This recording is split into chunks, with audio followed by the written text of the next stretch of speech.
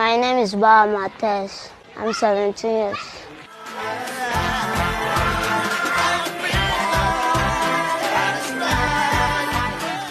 It was the Boko Haram. Once we were living in peace, we don't know how to fight or whatever. We were living in peace. Boko Haram now came and started shooting. All of us, we were jumping through fence so that we can guide our life. That is how. We run onto a mountain. They see no one in the house. They now follow us up into the mountain. They were killing people, slaughtering them like a goat. We were walking in the dead people. After for a while, they know we are farming and using our water to cook and wash. By that time, we didn't have tap water or this thing. It's only well we have. After for a while, they know they have seen we are using the well. They now started killing people, throwing them into the well. That is how thirsty were hungering us, and we now started drinking the water with the blood inside. After for a while, we were suffering like this.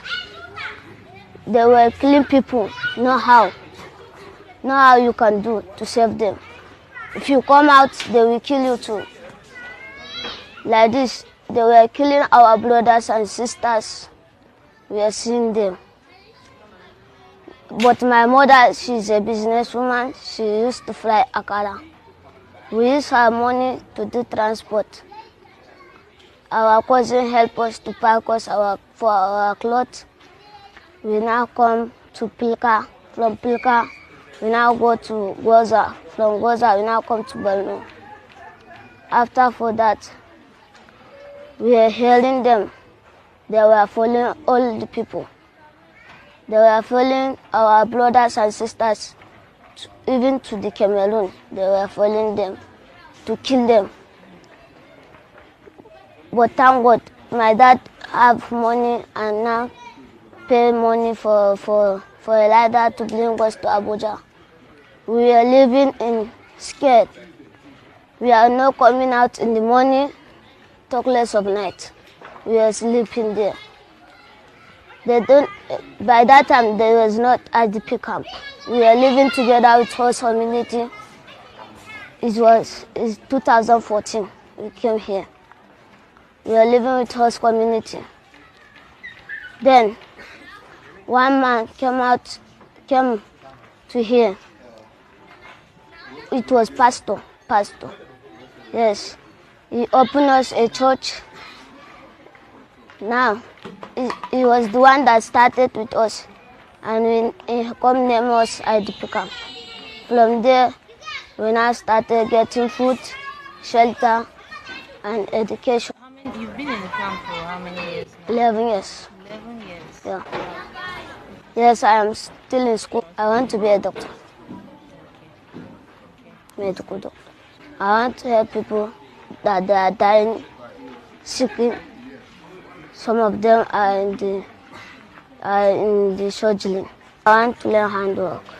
We are doing summer lesson and they are teaching us shoemaking. So I enjoy it and I want to do it. Thank you.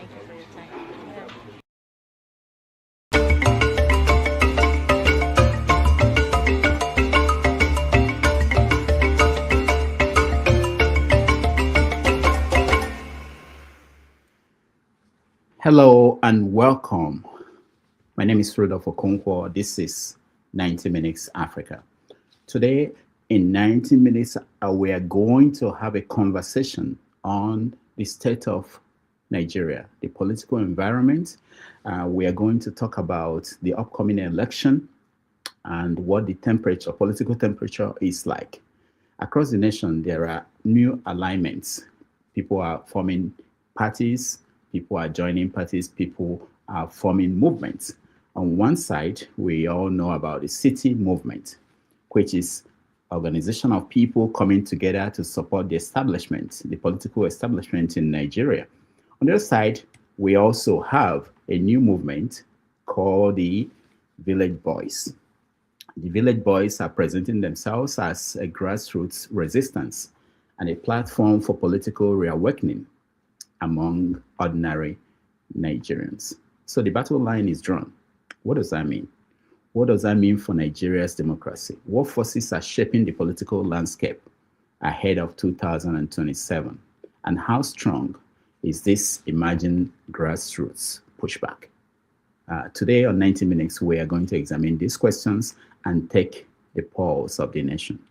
Joining us is Maazi Ezeoke, who is now the new village headmaster of the Village Boys movement, as well as the anchor and CEO of Njenje Media. Most of you know him. He will speak with us about the growing political tension in the country, the emerging struggle for power ahead of 2027, what the Village Boys movement represents, and what Nigerians should expect as the political storms gather. We're promising you that it will be a candid and revealing conversation. We are also going to talk about issues in the news as of today. So join me in welcoming to the show the village headmaster himself, Maazi Ezeoke. Maazi, welcome to the show. Thank you very much, Dr. Rudolph, Dr. Damages. I hope you're no longer damaging stuff. Nice to see you. I was surprised that we saw you again. You showed up as a village headmaster in Nigeria. We will get to that. But first of all, let's talk about issues in the news. Just a week ago, the world was different. We were thinking that, few problems here and there, but now the world changed. We know that in Iran, in the Middle East as a whole, there are crises, there are fight, war, and nobody can predict what will happen next. I hear people now talk about use of nuclear weapon as an option. So it's a different world. What is playing out in Nigeria? I understand that the U.S. embassy is closed in Nigeria. There are fear of protests. People are protesting in supporting one side or the other. What is the temperature there? To be honest with you, here in Abuja, there is nothing actually that is happening. I mean, everything is calm as it, as we all know it. I think within the week we saw pockets of individuals, who tried to march the streets, and their march was peaceful. The state did virtually nothing, just basically observe what they were doing. Understanding that Nigeria is now under surveillance, so to say. And yes, you're right. The American embassy is closed off because I do not know the reason behind it, but common sense will tell you that they are, anticipating that certain individuals might begin to take the streets and they might not know how that will end. You're right. A couple of days ago, none of us knew. Just a couple of weeks ago in Dubai, and you would never believe that bomb would ever land that place. And now things are changing, and they are changing rapidly. And the dynamics of that war, as it is also changing. And the propaganda thereto is also changing, because we can see that the Iranians are somewhat appearing to be surprising the West. And if you watch the Western media, you see that there appears to be some level of not necessarily the way you had the 1991 Gulf War being televised every time, or the way when you had the Iraq fall during Saddam Hussein televised, that really showing what is happening is being reduced, because the other side of it is also not being shown. Not the narrative that we hear on the streets. The West is really getting a surprise, and by Iran. And myself too, I never knew that Iran. I thought when the Ayatollah was taken out, that the regime would, inadvertently come to an end. But it appears they are giving us a run for the money. There are people talking about misinformation all over social media. Have you noticed any? Is what people are seeing in the West different from what people are seeing in a place like Nigeria in the news? Well, in the news, obviously, Nigerians are seeing what they see from BBC or BBC or CNN, or Fox. But most times, because this is internet based, I juggle a little bit. I want to move away. There is a station called ABS, I think, is an Arabic television that tried to do some subtitle. Is not necessarily the mainstream, but I mean, they are doing a brilliant job trying to show the other side of it. And I do mix it with Russian television because obviously, if you only depend on one angle, you will. But the Nigerian population obviously is only saying what the Arise channels and AIT and many others are showing, and that's where they get the news from. Mhm. Okay, so about the Nigerian government, what is their reaction to what's going on in the Middle East? Jokingly, I was conversing with someone earlier yesterday, and he said, "Please, Nigerian government should not react. So it's better we stay the way we are because we don't want for somebody, somebody to talk and whatever he says means something else. So no missiles intended for Iran should come the direction of Nigeria. So that's that's the way Nigerians are taking it. Um, you know, Nigeria is caught in between the hard rock and the mountain because on one side we have our Muslim brothers who are siding Iran, and obviously the Christian-dominated part of Nigeria also, siding the American and the Israeli. It's quite an interesting take that, as I think in some of the groups where you also belong, one of the group is Concerned Nigeria. I was taking time last night reading the conversation that go there. Every single post that has to do with that, you can see is a divide. If it's about Iran, you can see our brothers, our Muslim brothers, being against it. If you see something, that has to do with, this Israeli jet was shot down, the other one shot down, you can see immediately the people of the Christian faith kind of antagonizing it. But interesting enough that people would just reduce these to faith is quite, is quite something that is to be observed and studied, because I was thinking by now we should know Iran is not entirely, faith-based, as because if you consider the neighbors, they've attacked their neighbors that should probably have the same faith with them, but the war is not conventional in the sense or in the traditional way that many Nigerians would want to take it. But one thing is that people at home, people are going about their businesses. Aside those who have come out to protest, is not so many people. To be honest with you, are not even, they don't even know that that war is ongoing. I tried something around Jabi, trying to ask people what do they think about the war? And someone said, which war? And you're like, I mean, I don't blame you, because if someone is trying to eke out a living, he's not even bothered about what's happening international. So you must have light, and you know that the electricity in Nigeria has gotten from bad to worse, because I think as of now we have about 2,100 and something thousand megawatts, where we have the capacity to generate between 12,000 to 15,000, and we've been generating about 4,800 to 5,000 max, right? But now it's gone less than half of what we've been used to. So no one, many people do not have electricity, therefore they may not also know what is happening on the other side. You mentioned the lines of divide, which is Christian Muslim. There's another one, people who believe that America should not be the only power in the world, people who tend to ally themselves with Russia and China.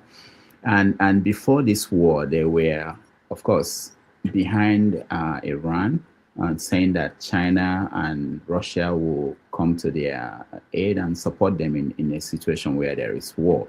That didn't happen. How are people like that explaining that now in Nigeria? Because there were people waiting for this to happen, for the Russians and the Chinese to come get involved. I haven't come across those who are hoping that China and Russia would have jumped in, because if anybody, anybody who has any sense of history will know that with what happened in Venezuela, and that China cannot lift a finger for you. I mean, they are they're ready to deal deals with you, but when it comes to war and when it comes to your national sovereignty being violated, China is not going to send one of their soldiers for you. And you can see it again. It has played out in Iran. So anyone hoping for that, but they can issue press statements and they can call press conferences for you. And if it goes beyond that, sorry, you're on your own. I believe so. Okay, let me go to something different. There was something that happened, came out, I think, Friday. Let's watch a little bit of that video and then we come back and talk. There is also this threat to life, and I can tell you that because I myself have received threats from Ezeoke and his camp, and this is evident, is everywhere. I've reported to law enforcement. A lot of people have been threatened. I am not surprised because a militia has been created, and I'm calling on the government to look into that. So finally, gentlemen of the press, there are many other wide range of issues that will come in the coming days, but this is just the introduction of what I have to say. I will yield the floor to our next speaker, who will in detail speak about the reason why we are here today. Thank you, sir. All right. That is your friend, Daniel Boala. He went on Al Jazeera to be interviewed on the program called Head to Head. Let's watch. Created a militia. Tinubu is one of the foremost politicians in Nigerian history. Tinubu and his people created a militia. Who said those words, Daniel? Tinubu has helped in strengthening democracy in Tinubu Nigeria. and his people created a militia, Daniel. Who said those words? Tinubu brought in leadership I'll ask a third skills time. into governance. Tinubu and his people created a militia. Who said those words? Tinubu and his people never created the militias. That's So why did you say they did on January 22nd, 2023? I never said that. The candidate of All Progressives Congress, Asiwaju Bola Ahmed Tinubu, and his people created a militia. This is the first time in the history of Nigeria we are seeing a political party creating a militant arm leading to election. Does he have a militia that tried to kill you? He doesn't have. I never said he tried to kill me. I myself have received threats from him and his camp. Your words. I never said that. There is also this threat to life, and I can tell you that because I myself have received threats from Ezeoke and his camp. You said it was so corrupt, the 2023 election, Tinubu's win. You said that you couldn't eat food for 3 days. I never said that. Where? And legitimate complaints were raised all over Nigeria. That part is what threw me off balance. In fact, I became so sick. For the past 3 days, I found it very hard eating food. Tinubu is not just super rich. It's what he does with his wealth. In 2019, 2 armored money trucks, bullion vans, were seen going into his house, coming out of his house. Where did that money go? No. Point. Did you see the money? Or those who reported, did they see money inside the bullion van? Was there no money in the bullion vans? How am I to know? You said it was money in the vans at the time. I never 2023, February. But there is only one person in Nigeria who is alleged to have moved money through bullion vans, and that person is on their ballot as the presidential candidate. On the eve of the presidential elections, 2 cash-laden bullion vans, your words, were seen on the premises, which was ostensibly for vote buying. Your words, January 22nd, 2023. Have you just disowned everything you've said in order to work for this president? I'm coming. All right, that's a little bit of the interview.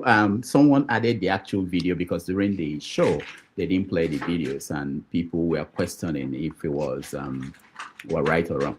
Okay, so it was a disaster, and he wasn't the only one who was humiliated. If you look at the comments, the media in Nigeria is also being questioned. So let's start with the performance. Do you know him, Daniel?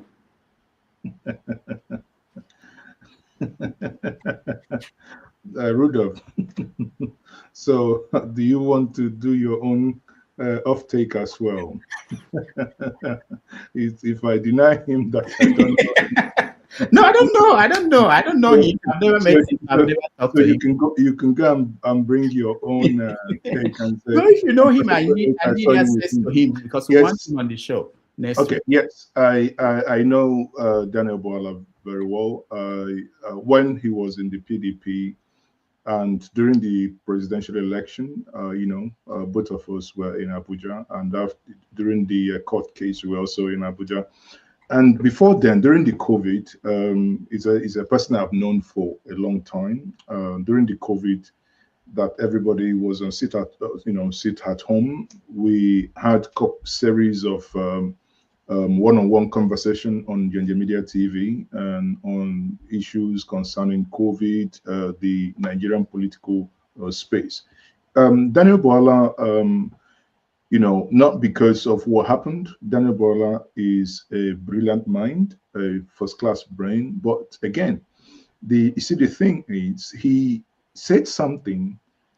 There was a time he made a tweet. He said that the brain is if I find the right word, that the brain functions until you join the APC, then it starts malfunctioning. I do not know if that was what happened to him because he has joined the APC, right? Daniel Boala, like I said, is someone who is very eloquent, who, marshals out. Let me read. I said, the human brain is unique and miraculous. It works and functions optimally 24 hours a day, 365 days a year until you join the APC, then it stops working. Daniel Boala, was he the first person that wrote that? Because I've seen it several times. Was he? Well, I do not know, but the one I know is the one he tweeted. So the screen munch of what he tweeted. So again, if you go by that, I would say his own word is what happened to him. Recall that Daniel Boala, before that interview, if you go to his page, you also see, in my show yesterday, you can see where they were rehearsing, prepping for that. So it's not something that happened. He, in his tweet yesterday, he revealed that interview that happened took about 6 months to plan. They were going back and forth with Mahdi Hassan to plan that interview. So something that took about 6 months. And when he arrived in London, he made videos. He tweeted the videos when Hassan was holding the umbrella for him, right? So, but I was also shocked because this is not the smart Daniel Boala, that obviously But the thing is, because at some point he was asked question and he was laughing. So the guy was, why are you laughing? This is not funny. And, so he wasn't getting, something must have happened to him. But in my explanation, what must have happened to him is the APC must have happened to him, because in his words, the brain was working before. The moment he joined the APC and trying to defend the APC. And again, the thing is that you cannot defend the APC and remain normal and sound normal. It's not only him. Do the same thing with Reno Omokri, who told us he went to Chicago and he found out and he saw the documents that XYZ happened. I don't want to say what the things he said, but suddenly he's telling you, oh, well, he found out that those things didn't then happen. One thing that I take away from all this is that in communication, and especially in public communication, we must be measured with our words. I know there are times people would accuse us to say, oh, you're speaking tongue-in-cheek. You're not. That you can talk doesn't mean there are issues you just, uncontrollable and just say with finality. And it is as a result of making statement with finality that you can say this is just a tip of the iceberg, right? That Hassan was able to get these things. And he made a tweet now saying, oh, I didn't know they were going to question me about my past performances. Haba, if somebody is bringing you for a one-on-one, so one-on-one has no limit. Now that I'm one-on-one with Rudolph Okonkwo, Rudolph can suddenly ask me, you know. No, it's coming. It's coming. Okay. Okay.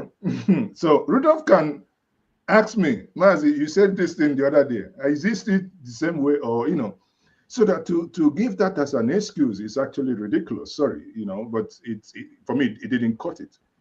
If I were him, when I read his tweet yesterday, I said to myself, okay, when you have been knocked, when somebody carried you up in the village square and knock you on the ground, and there is dust everywhere, do not try to get more dust up.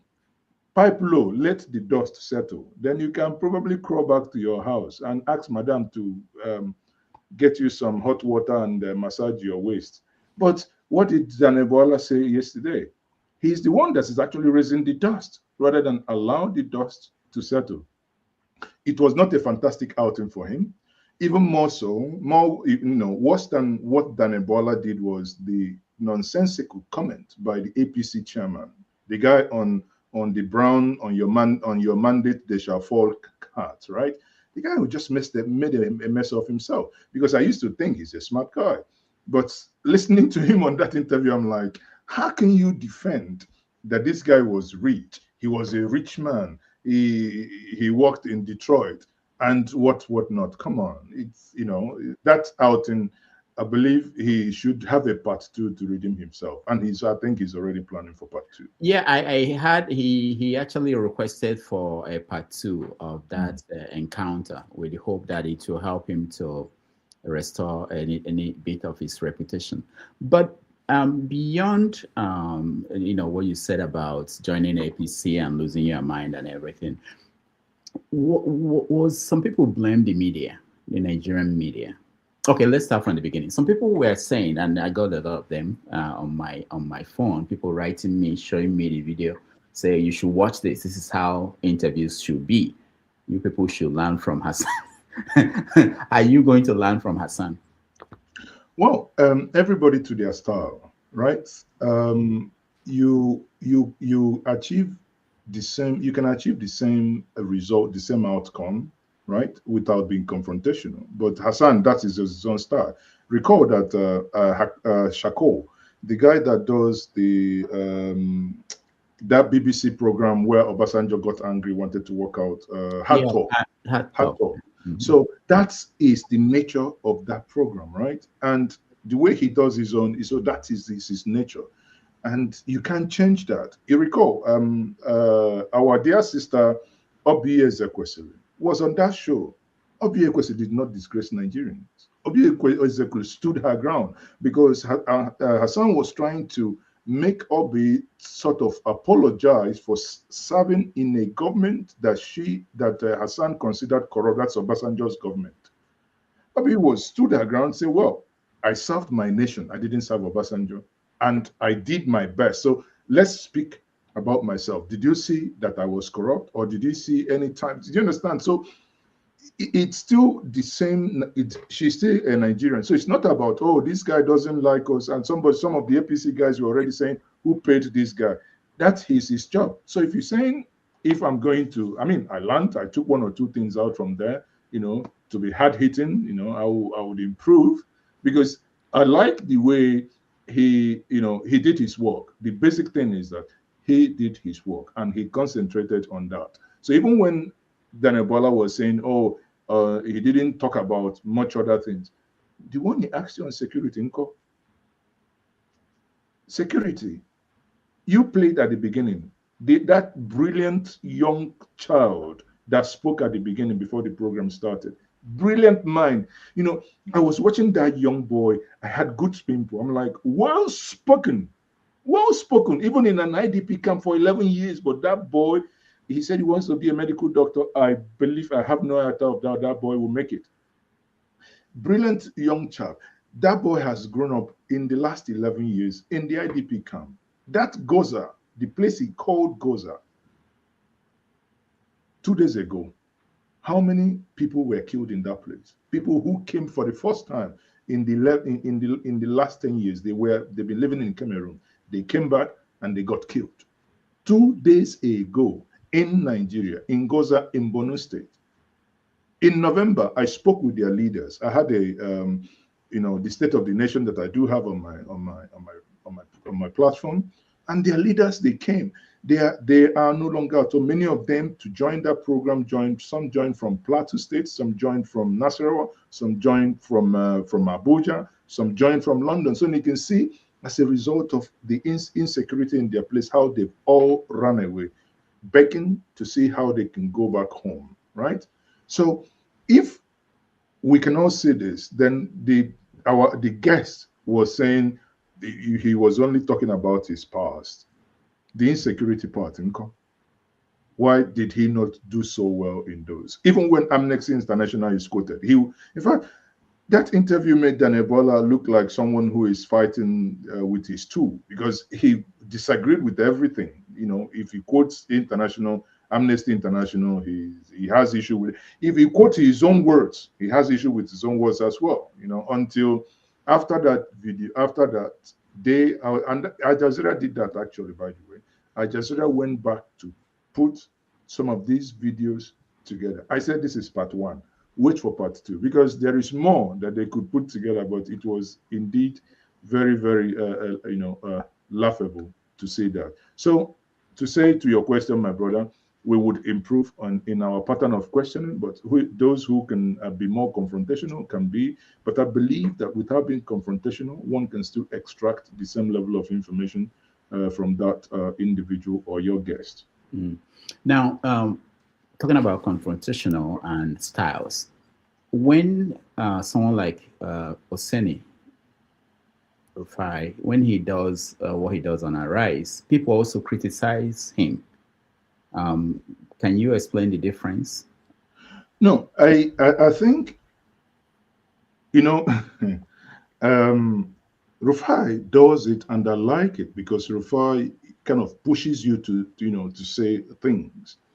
Just that sometimes when there are certain language as a moderator in a television that I think probably shouldn't be used, like saying to someone, I'll put it to you. I mean, this is not a law court or a police interrogation, right? But staying to the fact, on so day, this is what you said. Has it changed? So if you deny it, I know you've denied it. On so day, this is what you said. Is it still the same?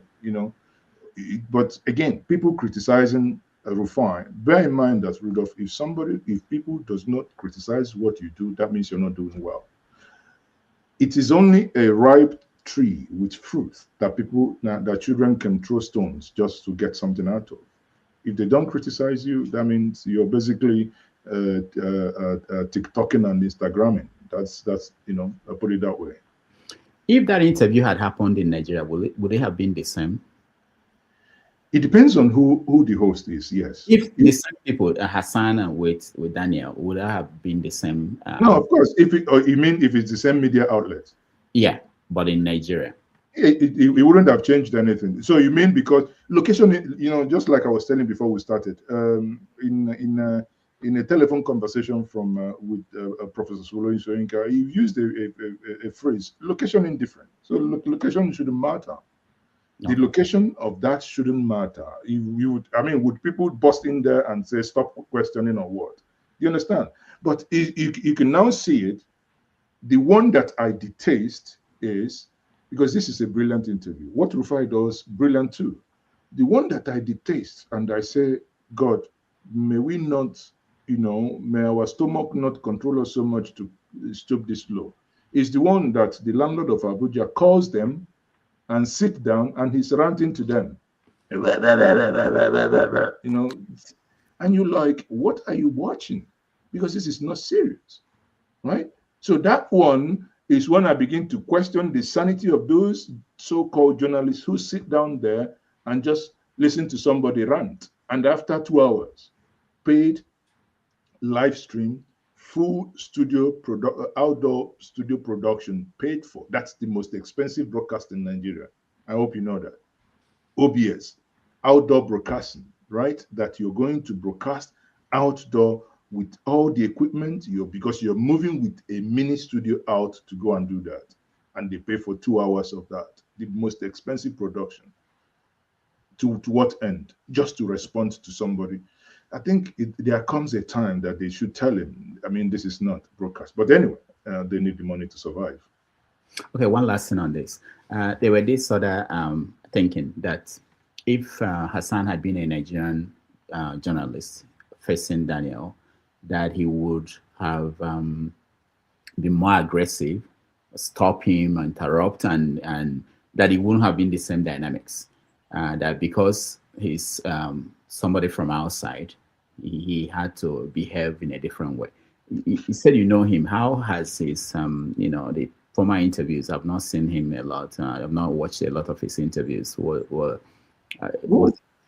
He has done interviews with Arise, and he has had altercations with Rufai, really, going at each other to a point, asked for water.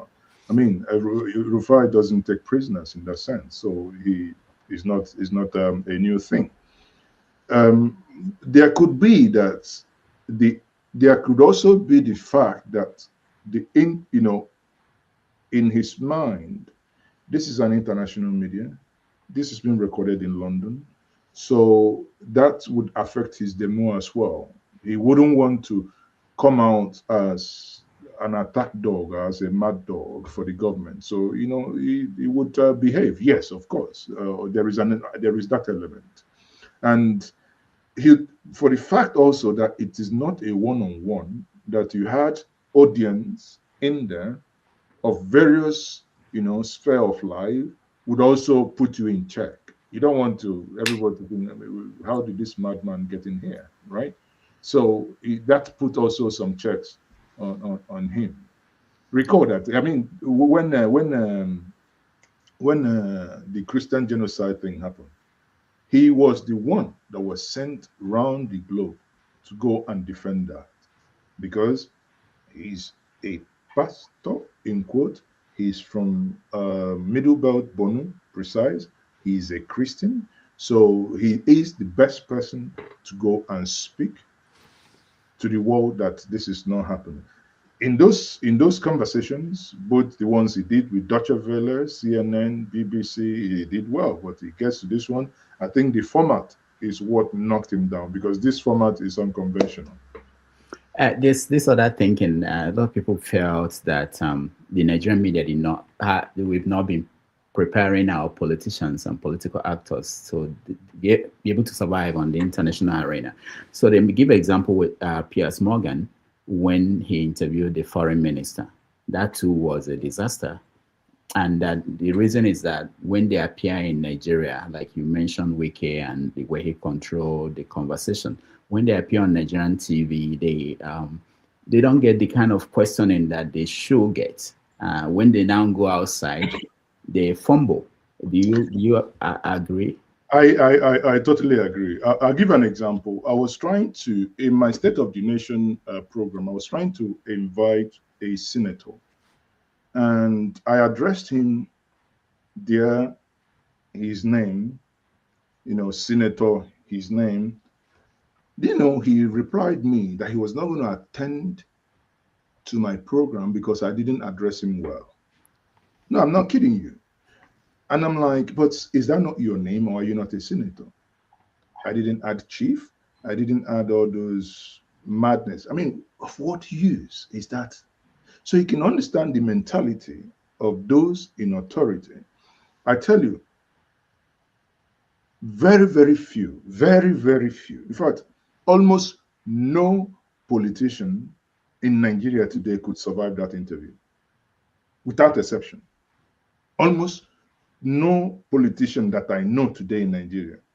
Only people like probably, Professor Yomi Otibanjo, and, because that is fire. You got to be, you got to really have your best there. But obviously,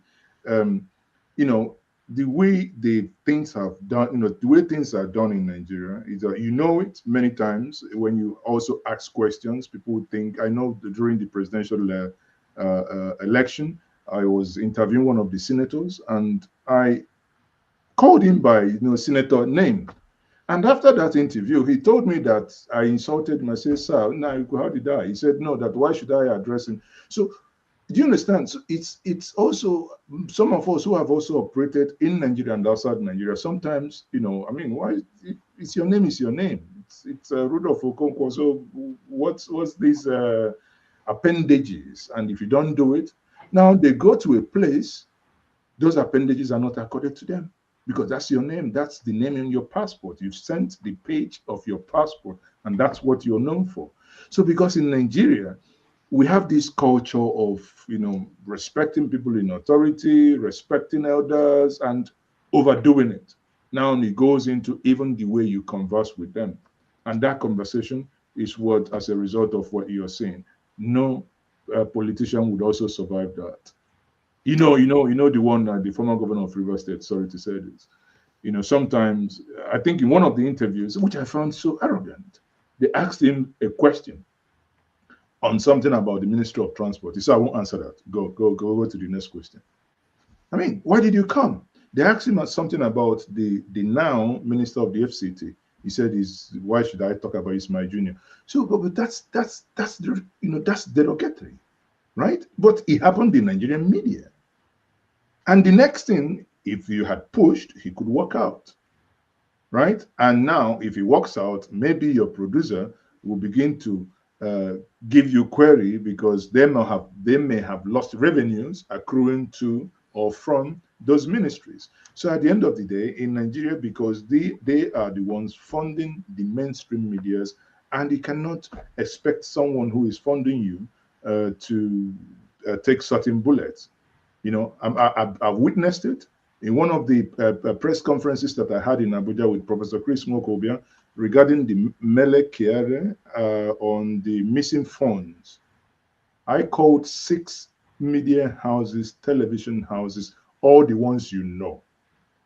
All the ones you know. The press conference is still on my YouTube channel. They came, we gave them the normal, transport you give. At night, the lady that coordinated it called me, say that story was not going to fly because it was against NNPC and their head. I said, wow. He said, don't I know that NNPC has some level of transaction they do with them? What I'm telling you, the 6 television houses, none of them touched that story. Yet all their cameramen came. The story was not published till today on Mele Kiare, on the corruption on the NMCC. So what do you expect the media to do? Now, but because I don't care. For me, it is truth. Stand by it. We published it. Here we are today.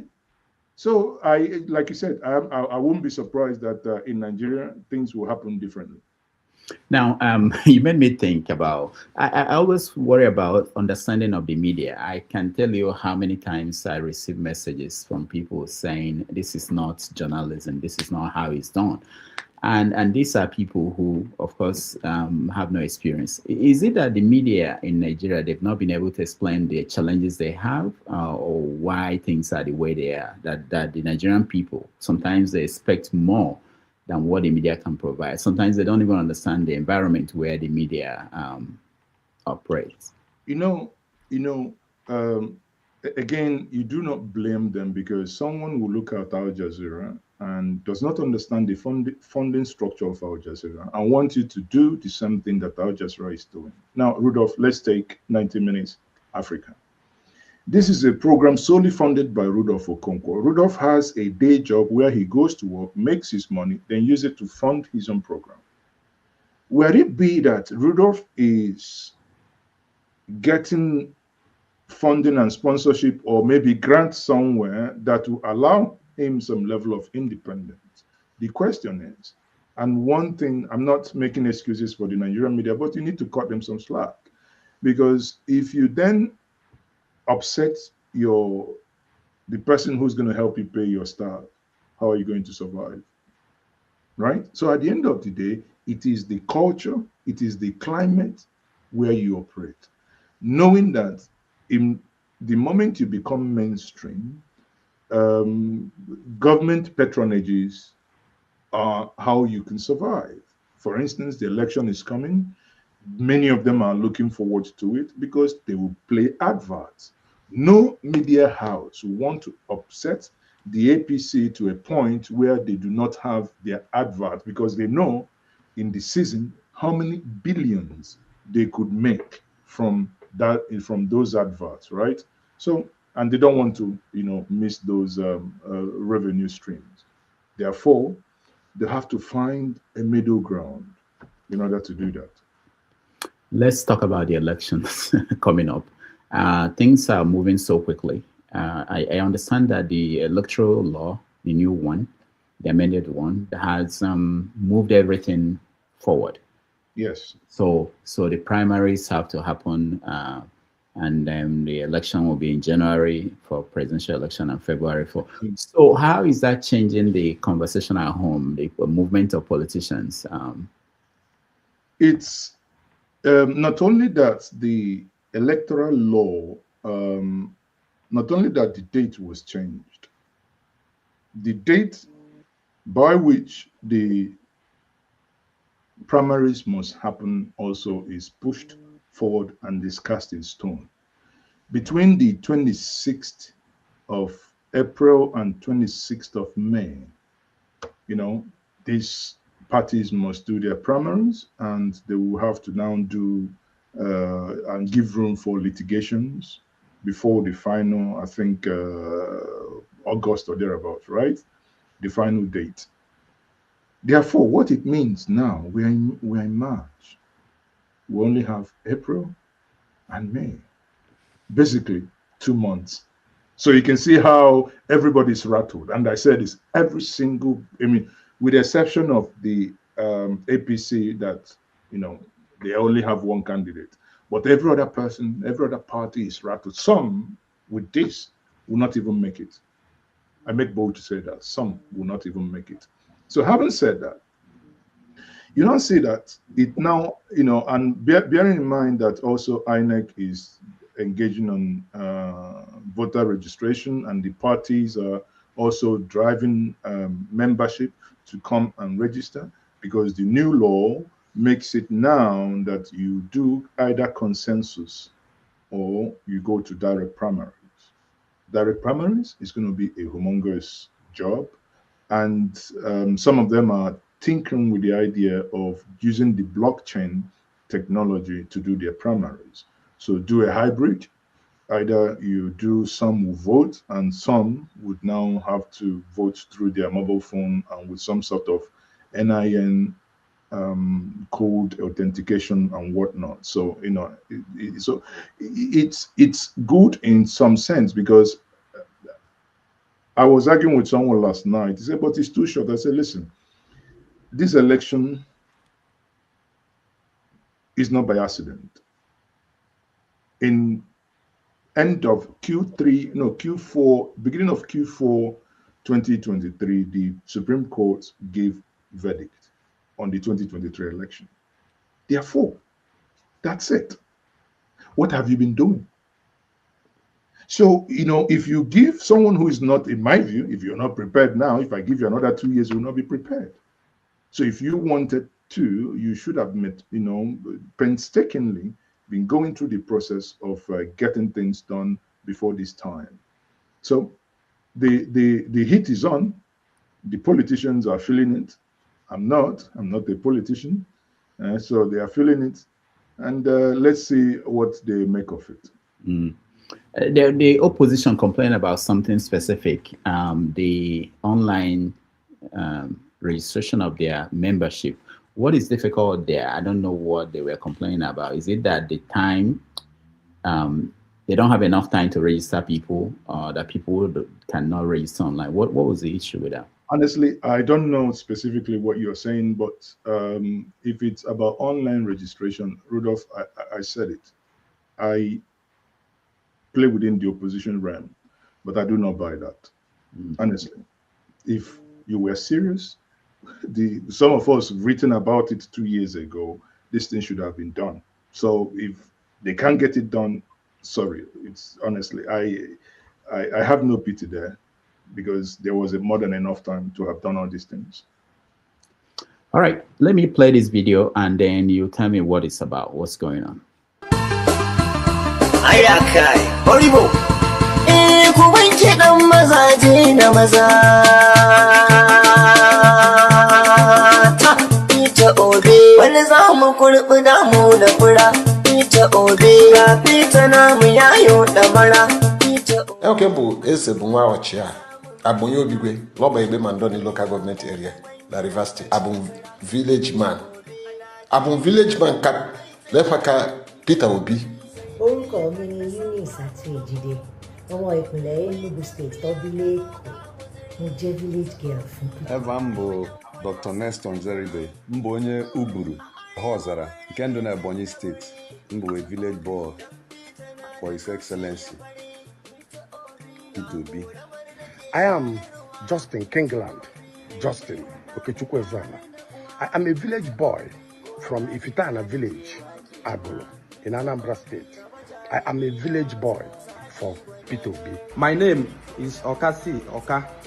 I'm from Umunko in Igbo-Etiti, local government area, Enugu State. I'm a village boy for Peter Obi. My name is David. I'm for Peter Obi. I'm from Akwa Ibom State. No can I be Sikbo, Sultan Ekpe. Ezeoke, I'm a village boy. My name is Musbah Umar from Shema village. This is my local government area, Katsina State. I'm a village boy for Peter Obi. I am village boy from Abreba, Amogudu, Abreba, Abia State, Ohafia local government. I am village boy for Peter Obi.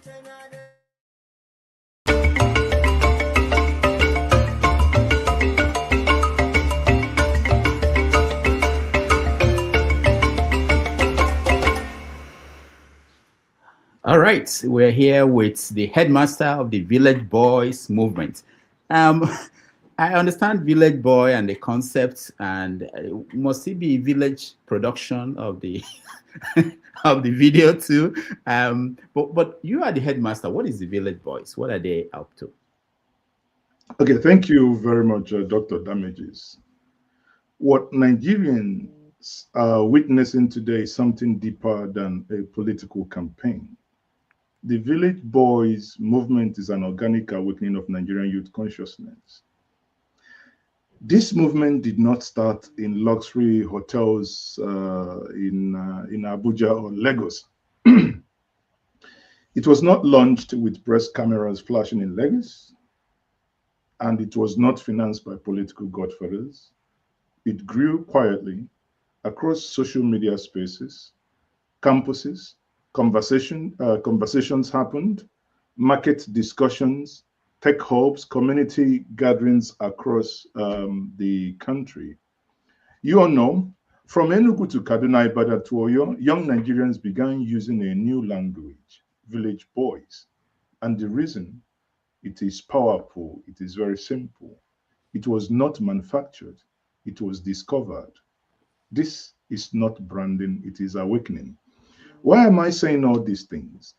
I say this, that Village Boy is a direct affront to some of the videos some of us watched when you saw the over-bloated fed baby from Imo State when they were showcasing vehicles for the city boys. And like a wildfire, so many Nigerians wanting to counter that narrative began to form to say, this is the real awakening, and they have emerged. And why have they done that?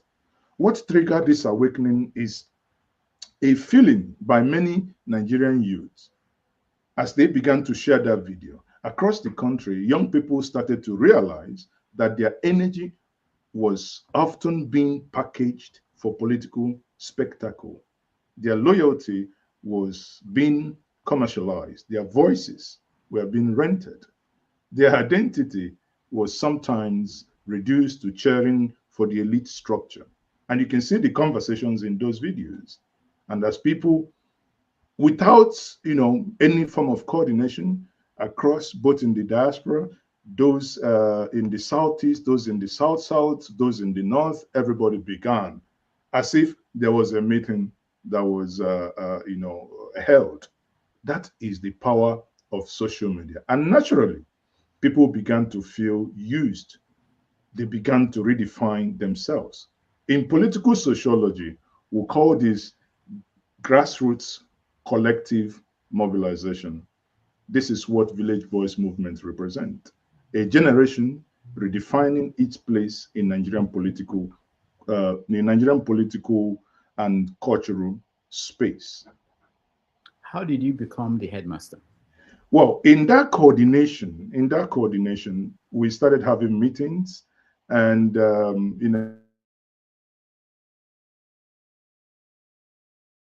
we lost. He's here, but we can't hear him, I think. Okay. Yeah. Okay, go a little bit. We can't hear you. Can you speak again? Maazi? Yeah, I'm here. Okay. I'm here. Okay. Go ahead. Go ahead. You were frozen a little bit. Yeah. Okay. So maybe the city boys are trying to attack me. But we are not scared. We are here. We are on board.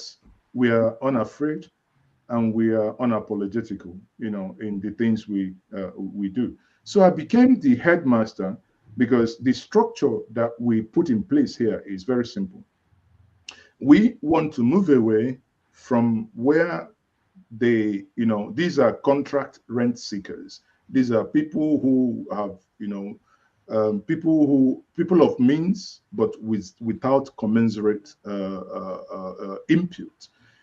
And when we started talking about how do we structure this, we agreed very simple.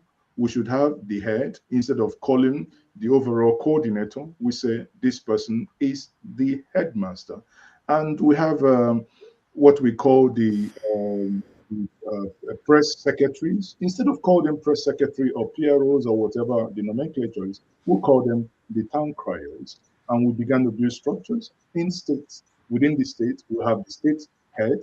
In the state, we also have the state town criers and the national town crier. I am the headmaster who is coordinating this both in Nigeria and in the diaspora. Note this. This is, in my view, we emerged as a result of the current political realities in Nigeria to say that the youth, the elderly, the girls, the boys, everybody. Because when we say the village boys, it does, the village boys is only by its name. It involves our mothers, our fathers, those of us who every single one of us are born in the village.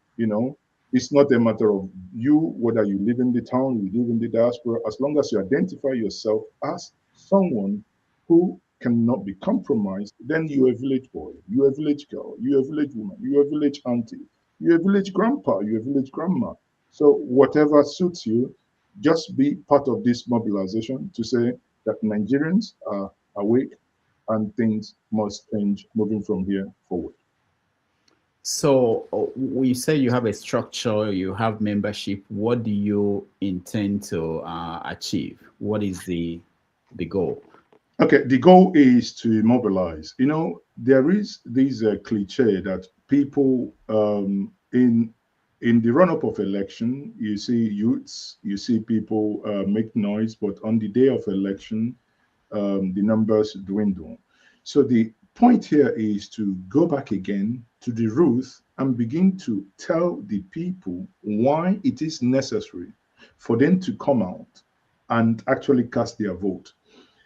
I'll give an example. In the last elections that I've had, we saw it in Anambra State, where people were being paid money to vote. We don't know the party they voted for, but we saw in Agolo People were given gala and malt to vote. The question that you ask yourself is, when the government say your vote doesn't count, it doesn't matter if you come out to vote, yet they are paying you to vote. I was in Abuja during the last election. I joined the last bit of the campaign for the AMAC election, and I was an election observer on the day of the election, that Saturday. I moved around Abuja, and I think I've done a report on it. I came to our Po resettlement opposite the ShopRite. There, you saw people being paid 10,000 to vote. Now, the question you ask yourself, those who were collecting money to vote, these are not village boys. Those are those who haven't understood the essence of their vote. But the point here is that for the fact that someone is willing to pay for your vote means that your vote actually amounts to something. Therefore, why would you allow somebody to pay for your vote? Why don't we mobilize one another to come out and begin to demand and say, to this government, XYZ you have promised us. Therefore, you are not living up to this expectation. We will not see you come back. Example is, it is on record, unless the president is going to deny it the way Daniel Bwala, his appointee, denied the things he said in London. The president is on record that I will give you electricity. You will not pay estimated billing. If I don't do these things, do not vote for me when I ask you for second term. Now he has asked us for a second term. Nigerians who are watching me, if you're joining me from Nigeria, do you have electricity? If you have electricity now, do you have electricity every day? Has the president lived up to the expectations that he will warrant your vote? At the beginning, you played a video of a boy who joined us from Borno State, a boy who has lived in the IDP camp for 11 years. Is this what he was promised, that he was going to go back to his home? Those who have been killed in the Middle Belt, is this what was promised to you, that those who are killing you, whether be them Nigerians or not, we don't care at any fate, but someone is still being killed? Is this what was promised to you? If you consider this, we are now mobilizing Nigerians to tell them one simple thing. If you consider all these things and you think the government of the day has lived up to its expectation, the promises made to you, that they have renewed your hope, rather, or have they sunk you into hopelessness, make that choice. We are only trying to mobilize the people to come out to make that choice. If they have sunk you into hopelessness, use your vote to make that choice.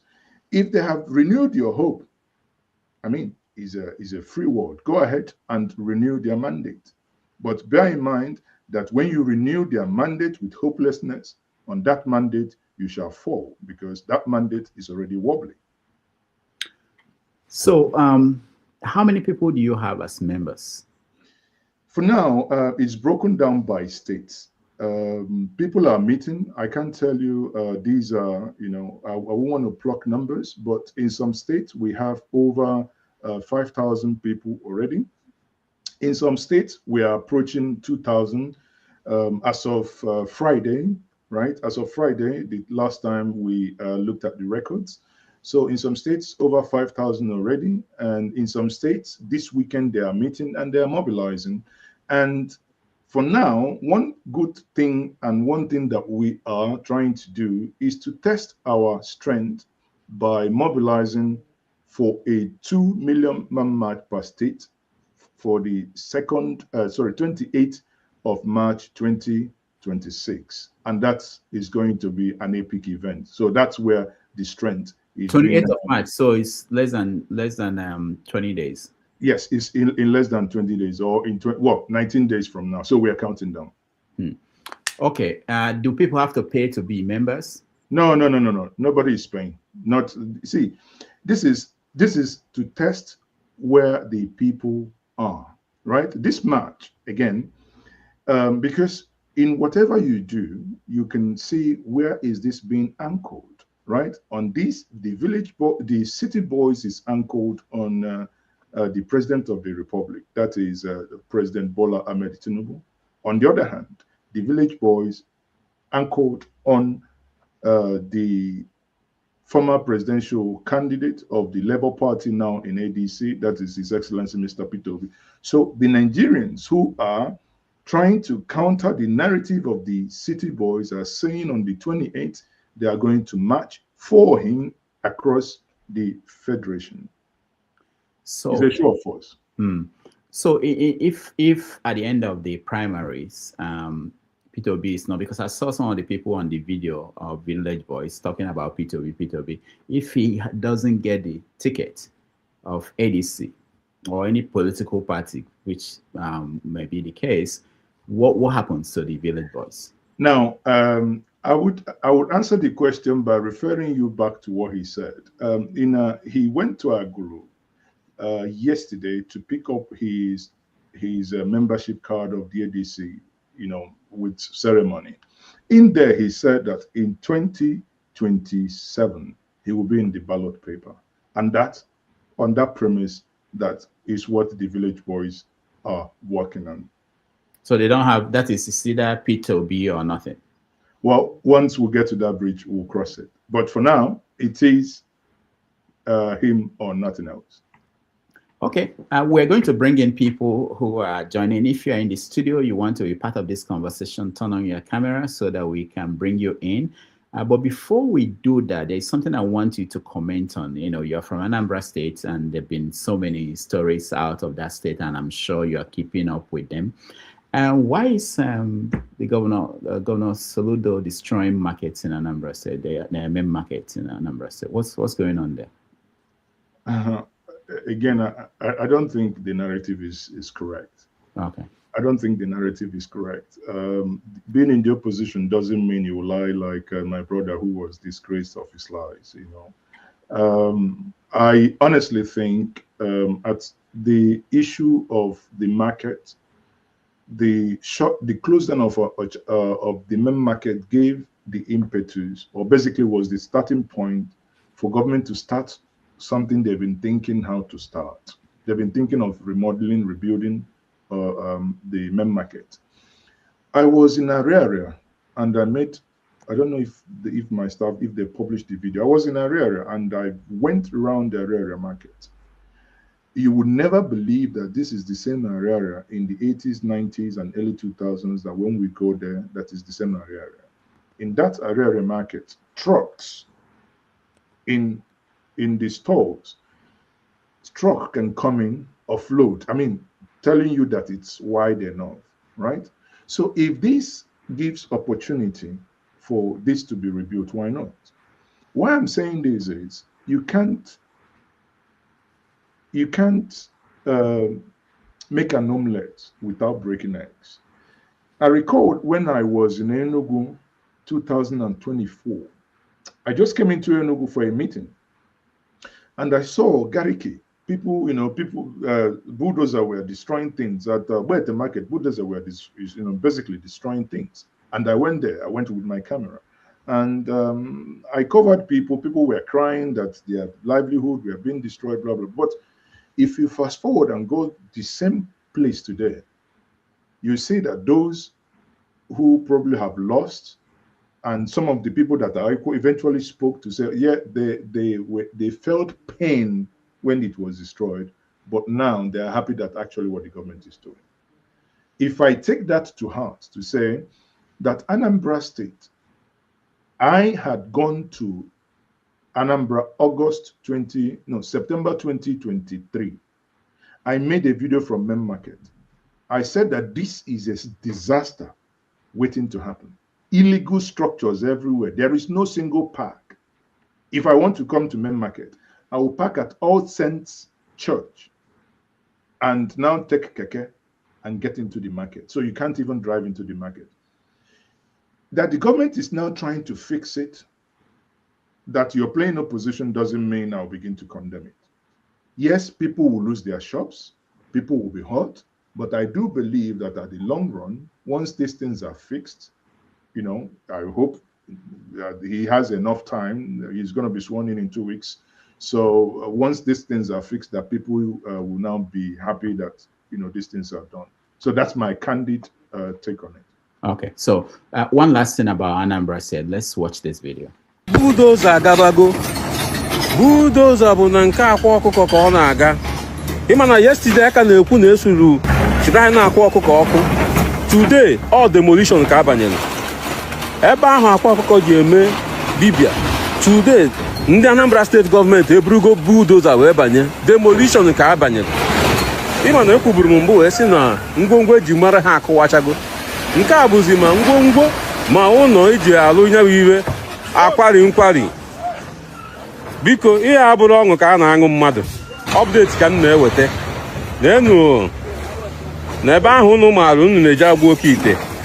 Ma oke ite o ma unu eji alụ oke ite. Ha ncha nkwari. Ihe a bụ the shrine of the most famous native doctor in Igbo land. Yes, I will say that because Onyanwa the famous has been demolished by Anambra State government. Today, ihe a na-eme. Ihe a na-ekwu onye ọbụla, every youth were nke a wee mụrụ ihe. Were wee mụta ihe. Na o nwere ụfọdụ ihe na-adịrọ mma igosi n'ilu akwụkwọ. Biko nụ, ka m rapụ unu ka unu watch the video. Ọgwụkwa ka ọra m n'ọnụ. So that was the home of the native doctor, Akwoko. What do you know? Because people have been saying that they were detained for a long time. I think eventually they ruled on, I think, his case. There were other ones who were still detained, and they gave him some, I think, 12 years in prison. And the government moved in immediately to destroy his shrine and his house. What is... I think it's 11 months, not years. Oh, months. Okay. Yeah, okay. It will be served concurrently on those counts. Now, I know that originally I would have issues with destruction rather than reassigning, but there are times we need to have some element of shock inbuilt into a system for the system to survive, right? What we are looking at there is a case of fraud. The governor of Anambra State has said this multiple times, and I agree with him in total with this. A lot of Nigerian youths, a lot of Anambra youths are in prison in Indonesia, in Malaysia, some of them already dead, because they went to this shrine, they were told with this nonsense that I will give you, if you go to the airport, the scanner will not dictate that you have ingested cocaine and whatnot. You'll be invisible, you will go. And they get into these countries, and that's it. I recall a couple of years back, I flew into Singapore. On landing in Singapore, they will give you a landing card. They will ask you, do you have any drug? Yes or no? You click, you say yeah, no. They will write, if drug is found on you, now you have said no. If drug is found on you, it is death penalty. At the bottom you sign. And some of these kids, they will think they will see this and they will read it. They will still go ahead and sign they have no drug. Because why? Someone there has told them that this nonsense you can see being destroyed here has any form of. Not only that, in the local one, some of the people caught in the camps, in the kidnapping camps, those who were their leaders in kidnapping had confessed that this native doctor gave them the charms to protect them for bullets and whatnot. Recall that the one that works like a pregnant woman called Njenje that operated in Oba, when he came out, he accused Akwa Okuko that while he was held in captive by the kidnappers, that he came in once or twice. Held, right? Mm-hmm. The one on Jumper. with the belly almost touching the feet. So you can, what you're seeing is that this has become a bad omen, that native doctor, that you can, you begin to think that some of these things is abnormal. One of the things I'm not even happy that the government of Soludo didn't do is, which I have forcefully mentioned it to the governor, mentioned it to the highest authority to them to do, is to make sure that every single of those spots is tested for human remains. Because if they were able to forensically prove that there is a drop of human blood in any of those spots, these men should go for life imprisonment. Because this is what thinks is happening. How could you then tell the youth that you do not need to go work hard? You just bring what XYZ will make you rich, and we are showcasing this on the social media. Whereas people who have gone to school, people who have really have their trades learned, done their boy, are struggling to survive. And you see people, these are nothing but scammers. Is to tell those who go there to see that those things are just, as Macbeth said, it is the eye of a child that fears the painted devil. Those things are just abracadabra. Because you can see the bulldozer went in there, destroyed, and the bulldozer engine didn't knock. The thing didn't stop. And I do not want anyone to come and say, oh, this is a religious war or whatnot. It's a pure nonsense. Only Jesus is a Christian. He says he's a prophet. So is he not a Christian faith? But yet he engages in this nonsense, fetish activities. I'm glad. Destruction is the best thing, because I do not see any good those nonsense would have been used for. I think I support the government of Anambra State on that. It's good riddance. So those who are still intending to do more, they should know that the society cannot do. I mean, you can do your practice. You can practice your religion in peace. I still remember some of the most purest human beings I've ever come across as a child were those pagans. Ndị Opensi. When Anime Conquer, then you can see them purest, with their barefoot, but they worship the deities that they worship, and they go home. Not this pollution. Go to all the waterfronts in Anambra State before the task force started doing this. You go there, you see people throwing polythenes, plastics. Some say Fanta, some do just be throwing them. I said, this mommy, whatever they drink Fanta, you could get diarrhea because the level of Fanta is too much. Anyway. All right. Thank you so much for that information.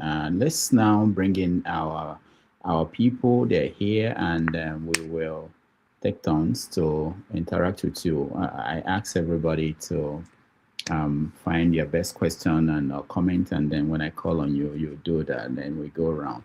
Let me start with Mr. James. Mr. James, welcome to the show. Yeah, please kindly start with another person. I'll be with you later. All right. Mr. James wants to pump his question, so I'm scared now. Something you can hear clearly, please. Okay, thank you, Mr. James. Maska, welcome to the show. Maska, can you hear me? Thank you.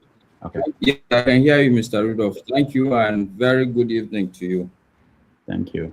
And good evening to Maazi also. So I have one comment and then a question. Go ahead. Should I start with the question or the comment? Let's start with the comments. Okay. I just want to, it's not really a pushback, but to say that, you asked me a question about journalism. And I think it's answered the question of time. Yes, to some extent, I will agree that the difference between our journalism and what Mehdi Hassan did, to a large extent, a question of style. But I think there's much more to it, and I had expected him to just to at least say as much. My take is that our journalists are really lazy. The real difference between Mehdi Hassan and any other person is that the guy did his work. He had a barrage of statements that Bola made, and he had them at his fingertips. I can put it to our guests that, look, anywhere you go and people have done enough research on you, they will disconcert you, especially if, one, you're not entirely honest, and secondly, you are not really prepared. I remember one question Mehdi Hassan, not a question, he made a statement that, look, I've seen, Mr. Bola, I've seen a video where you guys were dancing and drinking, that you are preparing for this interview. What exactly did you prepare for? This one now that I'm asking you questions and you are dancing around, all you can do is raise a glass of water. That, for me, I think is where our journalists should aspire to be. We cannot wash it under the carpet and say it's a matter of style. The reality is that today, people are not as honest as when we were younger. I mean, the world has transformed so much so that you can see a video and you cannot afford to believe it. You get what I'm saying? That you don't expect anybody to come up today and just tell you, answer a question, and he answered you honestly. You must, as some of us on this panel would say, you must hold his leg to the fire. This is what our journalists must learn to do. And to do that, you need to do a lot of work. Our journalists are lazy. They will ask you questions that you expect them to have told you the answer and ask you, why is it like that? No, but what do? They will ask you. And like you rightly said, you gather them under a tree one Sunday, and it's like you wonder whether this one is naming ceremony they are doing, just that they're televising it, or what is going on here. Obviously, if I invite you to my naming ceremony, I will sit on a chair. All the other guests will be gisting. And to a large extent, you should not publicly disgrace me because you are in my house, I invited you. So some of the things that we call interview are really just like naming ceremonies. To a large extent, I think we need to agree that we are lazy. I'm not a journalist, but of course, it's a society. So I think we shouldn't wash it under the carpet, Maazi. And secondly, brother, I agree with you. I mean, I that much you said, I agree with you totally. I don't dispute that. Yeah, because like I said, today the society is not that honest. So we must learn to dig deep. If you really want to get the truth, you should not, even if, for instance, I'm a parent, sometimes you have to find a way of drilling down on your kids if you really want to get out the real truth. So you cannot just take things on face value. So that's one. The part two of that, and please don't be offended, Maazi, I have deep respect for you.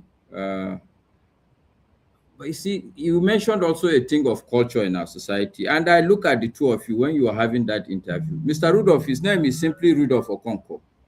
And I was asking myself, like, why is this man adding Maazi in front of his name? And we talk about a society that we should be egalitarian. We are criticizing the person that, for instance, I could add Alhaji Maska PhD in front of my names. Why do we have to do that? Why do we do that? Maazi is just Mr. But why is just Mr.? And equally, Mr. Rudolph is equally a man. Why do we be?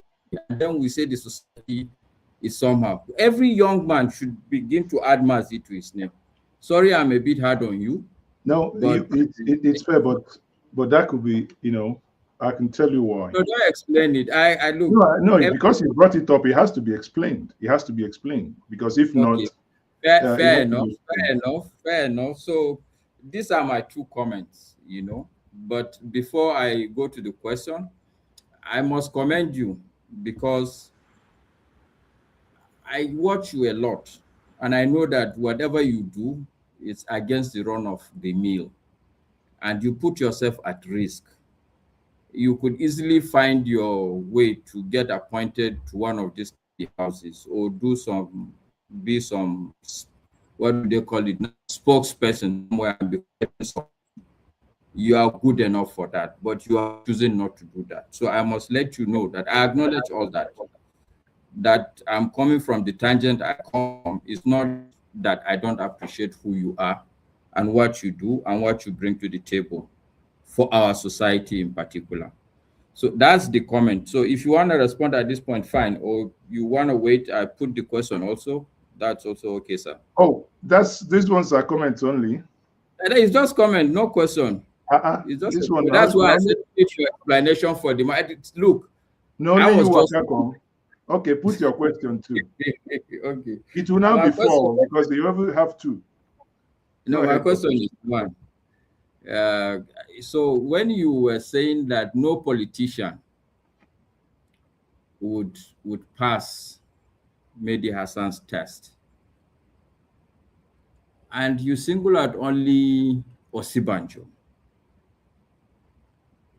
and when Rudolph asks you this village boys question, and you say you people are for Peter Obi, and I start scratching my head like, are you suggesting that Peter Obi will not pass that test? That you passed him over, and you said only Osibanjo will pass the test? So this is my question, sir. And I'm sorry, I'm being too hard. Sorry, sir. No, you have to. Exactly. You don't need to keep apologizing. No, Maska is being like Hassan, yeah. That's what we have to all be like. Go ahead. Okay.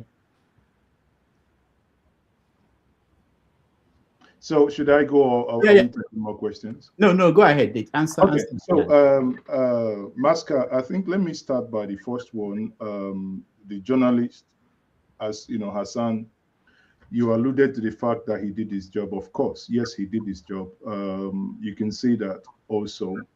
And Daniel Bola, in his own view, also did his job, but he was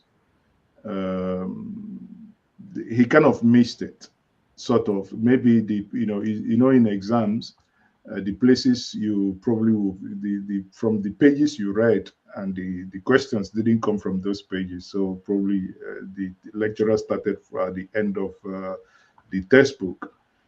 Now, but one thing that stood out in what you said is not only that in this part of the world, people are just, when it comes to interview, they are somewhat being driven by relationship they've built over the years. Because the relationship, the family business, the family time, your livelihood is anchored on that job. Therefore, most times when, I'm not making excuses, but this is what I know, that sometimes when they engage, these are things that play in the mind. Now, you go to someone who is detached, because if we flip it, if we have someone from, I don't know, from outside Nigeria, where a journalist in Nigeria is going to interview, where he has no atom of relationship at all, he may actually be more not in style, but also the way of throwing that question. He may also sound like what Hassan has done. You take to the question, if I should, why should I add Maazi to it? I add Maazi to it not as a name, but it has a history. That when I was a student in Germany and in the language session, that in German you do not call somebody by, if your last name is Master, then I must say Herr Master. That is Herr. That is Herr Master. And in this case, they wanted to know what in our own the equivalent of that Herr, and that's Maazi. And since then, that's since 2001, it has become an appendage to a name that even when a lot of things have been written, you'll be surprised that if you search only my names, you may not find much, but if you add that, it speaks out. So for me, whether you call me only Tochukwu or you call me Maazi or you call me Ezeoke, it changes nothing. And I don't, not like when someone says, if you do not call me Senator Chief there's one, the MFR, OFN, whatever. If you don't do those appendages, right? Fine. I mean, that's, again, it's a choice, but when I look at it, it's just, the way you, over time, one is being addressed and restored. There is nothing attached to that. Now, to the point when I talked about that, you see, I was talking about if when we get to this point, I looked at all the politicians that said they wouldn't survive AIDS. At that point, I intentionally actually didn't want to mention Peter Obi. I picked Professor Yemi Osibanjo, a man that there's one of the times I met him in Oxford. I asked him, what was his thought in a private conversation? I said to him, what was his thought in the last 2023 election? Osibanjo told me that he would have wished that election was between him and Peter Obi, that Nigerians would have enjoyed intellectual debate. That was his words. Now, for me to just mention him, because I know I'm still going to, there is no need poking something that I was still going to, elaborate on. So on this, I was going to talk, I have a whole show to talk about Peter Obi. So at that point, I didn't want to bring him into that conversation. But if we have to do that, I would say if we go back to the Chatham House of early 2023, the conversation is very clear. It's there in the open. We know those who assigned questions and those who took questions and did justice to that. Assuming, in this sense, that it was Hassan who was moderating that, obviously, we know those who would, if you ask them a question about insecurity, they will call one person and assign it to because they don't know what to say. And those who will tell you, this is what it is, and they will compare it to another country, and some of us will say China, or some will say Indonesia, some will say Singapore. And he's not afraid of doing that. Therefore, maybe it may have irked you that I didn't do that comparison earlier, but in this sense, yes, he would definitely, with someone like Professor Sibanjo and Akinyumi, the former ADB chairman, these are people, to be honest with you, and before we got to that point, I actually explained how Obi Ezekwesili took a fantastic, the same person, the same line of questioning, but Obi Ezekwesili was able to push back and say things the way they ought to be said. Thank you very much, brother. All right, thank you, Maska. Let's Thank you now. so much. Thank you, Maazi. Thank you. Let's go to James. Are you ready, or should I go to somebody else? Okay, let me. Okay, give Mr. KJ the chance. Okay, KJ, go ahead. I don't mind. I wait. Let's hear from him. Okay. Okay. Thank you so much, Rudolph. Maazi, Tochukwu. Okay. I don't want to call it that one. I've forgotten how to call it. It's okay. My dear brother, it's good to see you again. I appreciate what you do down there and the risk you take. Me and you, we know they get plenty disagreement, but some places they share, First, I will ask you a question, but then I will just say, you see, before I came into this program, I was listening to Precious, and she was dealing with the same issue that Rudolph dealt a bit, which is the issue of the traditional people and juju as a way of life. And I'm a Christian, and I believe totally in God. I don't believe or I do not practice juju, but I know it does exist, and that has been part and parcel of our society, our culture. There are people who are worshippers of Amadioha and all the rest, and those people coexist with us.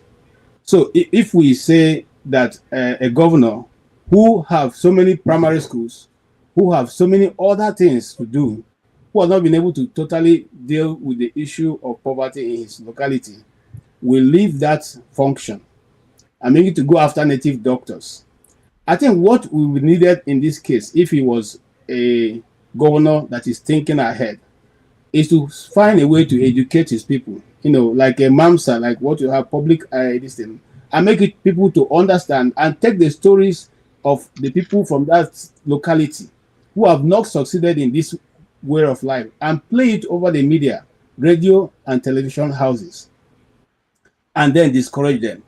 But to take them to court and then put them in prison and then come back and destroy their things, I think that's, for me, is too far. Government is going too far into the life of the people.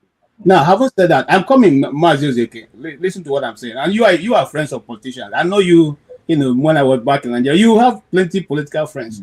You know that these people do not sleep at night. Okay, you are a journalist. You mix with a lot of them. Let me withdraw the word. You are not their friends, but you're a journalist and you speak to a lot of those politicians. Majority of them can be called native doctors by my own standard. Majority of the Nigerian politicians, and that's why their hearts are in their back. And I'm not just speaking. I'm talking about things I have seen and I know of certain individuals who are still in government till tomorrow. So what I'm saying is that it's a question of coming in the daytime to blame the people, and then at night people go back and practice the same thing you are condemning these people from practicing. So first and foremost, he has to situate it and know that your hand must also be clean. Don't pretend to say you have a clean hand and you are doing something differently. Having said that, also the issue, and I quite agree with you how you answered the Bola question. I just want to go a little bit further. You see, people say Nigerian journalists, and that's like Maska say, we're not daring. No, we are daring, my brother. You live to fight another day. I keep saying that many times. Some of you stay in the comfort of your homes. You don't know what the journalists go through. Okay, and when they are caught, majority of the Nigerians say that it was Chief Ezeoke. They hear now. Don't they tell these boys things? They hear. Now you don't enter. Nobody follows you. Nobody pays your legal fees. Nobody looks for you. Nobody takes care of a family while you are incarcerated. Nobody goes to ask how these people family they feed. Okay, but all of you do your own job and go home and rest. So for a Nigerian journalist, he needs to take care both to be able to do his job and also to live to survive to do it the next day. Whether there was nothing Bola would have done. Bola's problem is that he thinks that he was dealing with a Nigerian journalist, the people they can shout down on, the people they can look at you and say, after all, we're going to give you a brown envelope. So who are you? Or the people they can say to, we paid your way to come to this place. So, or the people they can call your boss and say, hey, this is your boy that came here. Please don't allow him publish that story, or don't allow him air that interview. He just messed up, and that will be accepted. That is what the mindset they have. You travel a lot, Chief. You have noticed that most time when they are coming back to Nigeria, as soon as they announce we are now descending to Abuja International Airport, all of them will leave one after the other, go into the bathroom and change into the agbada. Those ones who are talking to you before you, from whichever country you are coming from, will no longer talk to you again. They assume their God status. And once the plane touches ground, they don't even talk to you. Their drivers drive all the way to the tarmac and pick them. And then you just walk. You are the one who's going to follow the protocol. They just drive off. That's the mentality that is driving Nigeria. And that mentality can't take us anywhere. And you see, you look, that guy just messed him up. In fact, he used him to slap the floor all through. And he just pitied him at one point. I felt he just said, let me just leave this guy, let me give him some space. So my brother, what's your question? So let's so my question here is that, first and foremost, let governance be done with some human face. It's a society that governing, they're not governing anymore. And I'm drilling down to Anambra State. Okay. Let governance be done with a human face. Don't go to and break it down because people have refused to go to this thing. Okay. Thank you very much. Now let me say this here. Rudolph, I hope you have the Commissioner of Anambra, Commissioner of Information Anambra. I hope you have his number, Dr. Lome. Yeah, I have. He's been on the show. Exactly. Why I want to say this is, I didn't vote for Soludo. In the last election, I am not his mouthpiece, but I have conscience. I'm a proud Onyanambra. I'll tell you this. I am not speaking for the government of Anambra, but please, it is misinformation to let this stop at the foot of the government, of the governor. The security agents arrested Akwa, charged him to court. That is a judicial process. Akwa Okuku went to court. Now, you know, in Nigerian court, the executive didn't control the court. The court was sitting. They go, they come, they bring evidence, they call witnesses. To some point, judgment was given. Two options was given to Akwa. He took this option and took a plea bargain. I repeat, Akwa Okuko Tiwara Akinoba took a plea bargain. It means, do not jail me for 12 years that my offense attracts. I have agreed that if you give me mercy and give me a second chance, I will become an ambassador. That in which I was doing to deceive the Nigerian youth, I will not do it again. I would go and now work and tell them that, yes, I've been scamming you. What we are doing is scam.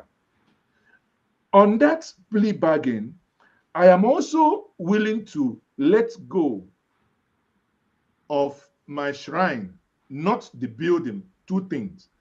The shrine is not Akwa's structure where he lives. The shrine is where you have all those spots. And I said here that my proposition when this was happening to the state is to forensically, if I was the governor of Anambra State, if it means flying people from across the globe to come and establish that human bloods are in those spots, I would do it. You know why I would do it? Two things I would do if I were the governor. I would use this as an example to start the missing persons register. We know that people in the state have been missing. We do not know, there are people that have not had closure. They don't know if their father, their aunties, their uncles that was kidnapped, if they have killed them, if they were used for ritual. We know when there are places in Osumohu that we saw, even as of last week, they will tell you organ harvest. Organ harvest is bullshit. There is nothing like organ harvest. It's nonsense. What they do is because, you know, for you to harvest an organ, if you take the heart must be beaten. It must be pumping blood. It must be preserved in order for you to take it to the hospital and to be given to another patient who needs it. But what they do is, a cucumber somewhere, it gets me angry because somebody, an idiot somewhere, sits down, makes some useless incantation, tells you, I will need a lady's private part. I will need a virgin. And they go get young child, cut off the private parts. They will tell you they need the heart. They will rip off the heart. The person is dead. I will need this to prepare this charm. And they will use and they'll go and get it. Right? So if we understand that even you that is listening to me, even you that is in this room, you can be at risk that when you are kidnapped, even when you pay, someone somewhere will say they need a part and it's easy to kill you and harvest your organ. Your organ is not, when you hear organ harvesting, it's not for medical use. It is just for this nonsense called ritual. And anybody who tells me that this nonsense called ritual works, it just, come on. Which ritual did Elon Musk and those people made to make their money? Let's have some level of conversation. It really, really gets me worked up. Now, the governor himself, yes, is the governor of a state, but he wasn't the one that sent this guy to jail. It was the court. Somebody went to court. He had his lawyer. I hope you heard when the lawyer, his Akwa Okuko's lawyer, spoke to the press. He said, we accept this in good faith. So there was no way Soludo was mentioned in here. The governor accepted, his lawyer accepted that this is good enough for his client. His client accepted to now do 11 months and now say, I am going to be an ambassador. That's the part that many people are missing. Because now he has recognized that he has been scamming people and he's been caught pants down. Nobody, until you speak to families that have lost 21-year-old who went to Oba and they said they put charm in his chest, gave him the one he gave, and ingested coke on condoms, cocaine inside his tummy, and told him to go to one of the East Asian countries, that because of that which he has ingested in his body, that he's not going to be seen. If you're the dad of that child that was deceived by this native doctor, will we be having the same conversation? Knowing that your child was deceived and that child is not coming back because that child is being beheaded and he's dead in that country of sojourn.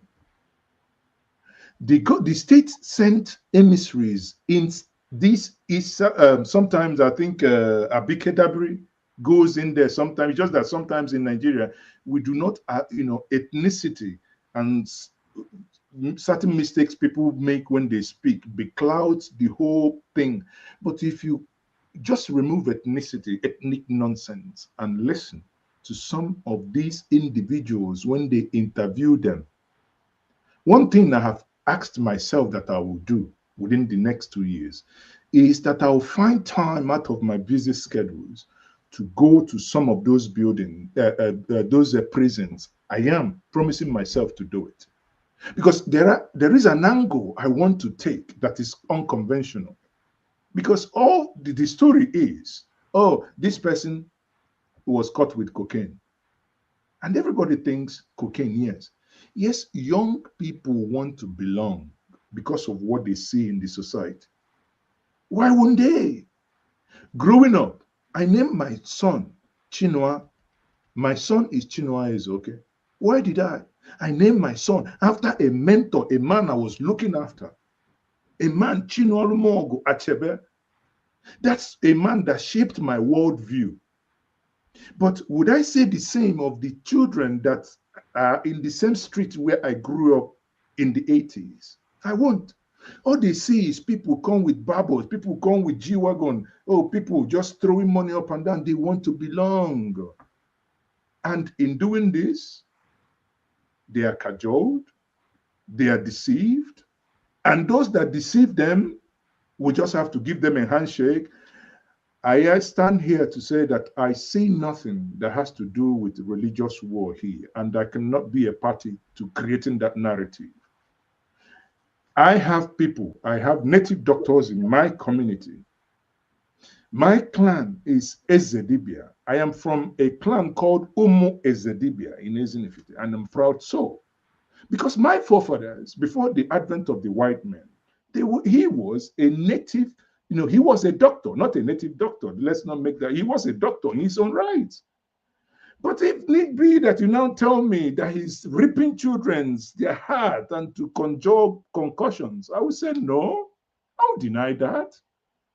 So in this case, I see what Anambra State government has done. I do not see any religious fight there. If you want to look at it as a religious fight, the one that says father of all the men, he's a prophet, he's a pastor, he calls himself. So he's also in that. If we have people, I think we even go further.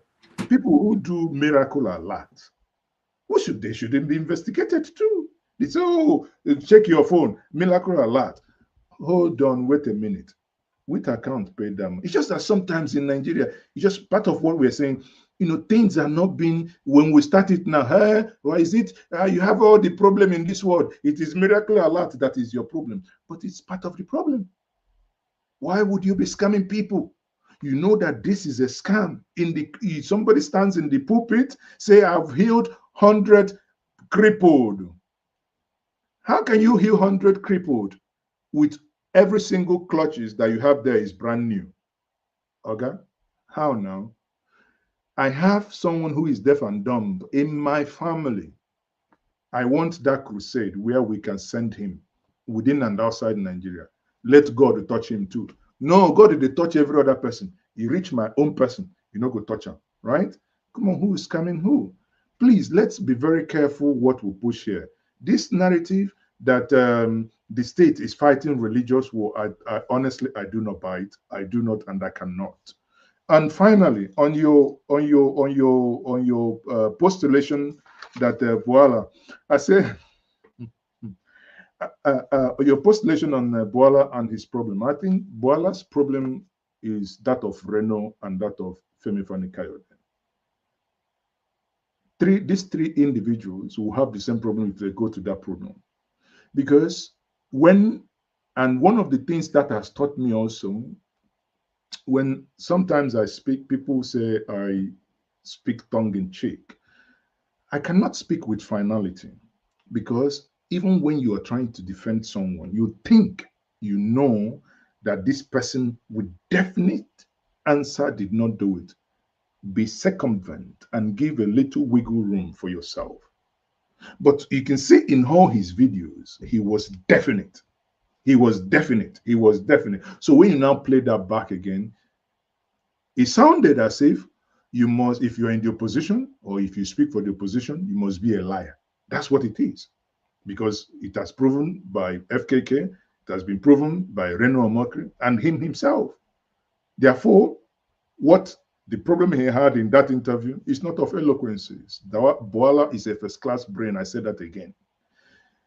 But what he found himself in, the places he was digging, he already dug the grave before the match even started.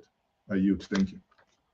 All right. Thank you so much, Maazi. Ezeoke. I can't find KJ. I don't know what happened to him, but let's go to James. James, next. Rudolph, are you anti-women here? Sorry, I'm looking at the beautiful woman there. Why don't you call women up? If he is from Nairobi, I know Ify very well. She prefers. I did not ask whether you know her, but I'm just wondering why. She prefers to come later. She prefers to come later when summarize everything. I don't mind. Give Ify my chance. And Mr. Rudolph, if there's anybody at the back, you can put me at the background and put other people. So yeah, that there's nobody. When I see anybody, if I need that space, I will let you know. I'll do that. If you please be kind enough to take my chance, huh?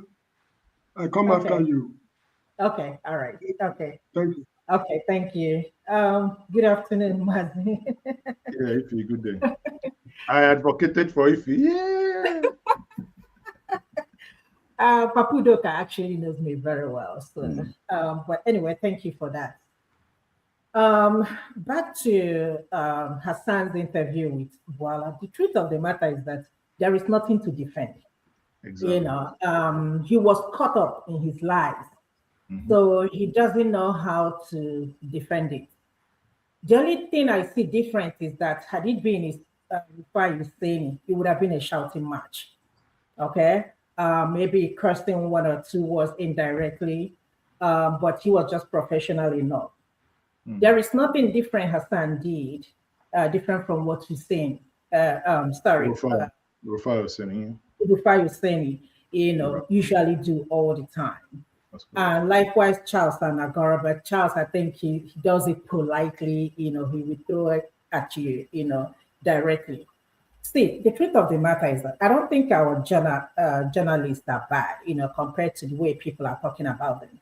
It's just that because this guy is a foreigner, that's why we were able to, you know, sit down here and still be talking about this interview. Had it been he was Husseini or one of our own, maybe Shane, we won't even have a conversation. We'll be like, come on, that is the usual thing. But he put him on this spot, was able to disgrace him and prove to him that, you know, you are caught up in your life. So enough of this, defend it. If do you remember the Onokbasa episode? Oh yeah, he's dead now. It's a similar thing. It's similar thing, but that didn't trend much as this. But the similar thing because Rufai was giving him back to back. Yes, that's no different anyway. But shout out to Rufai Husseini. We'll give you your flowers, honestly speaking. He's the only reason why most of us always watch Arise. And I know a lot of people will agree with me, in as much as sometimes, you know, like you said, he will use the word, I put it to you, as if he's in a court, people criticize him because of his style of journalism, because he didn't go to school for that. They always bring up this issue, oh, he read animal science or something, zoology or something like that. But the question or the thing you will say about Rufai, does he know how to do the job? Honestly, he is the best in Nigeria, in my own opinion. I don't think anybody, Shehu is biased. I don't think Rufai, not Rufai, Abat can sit down. So I don't know any other person that just, can come closer, no matter how much you don't like Rufai, but he is very honest, he's very truthful, and he understands that this is what is going on in Nigeria, and truth be told, let us expose our government. My question is with Soludo. I hate to say this, please.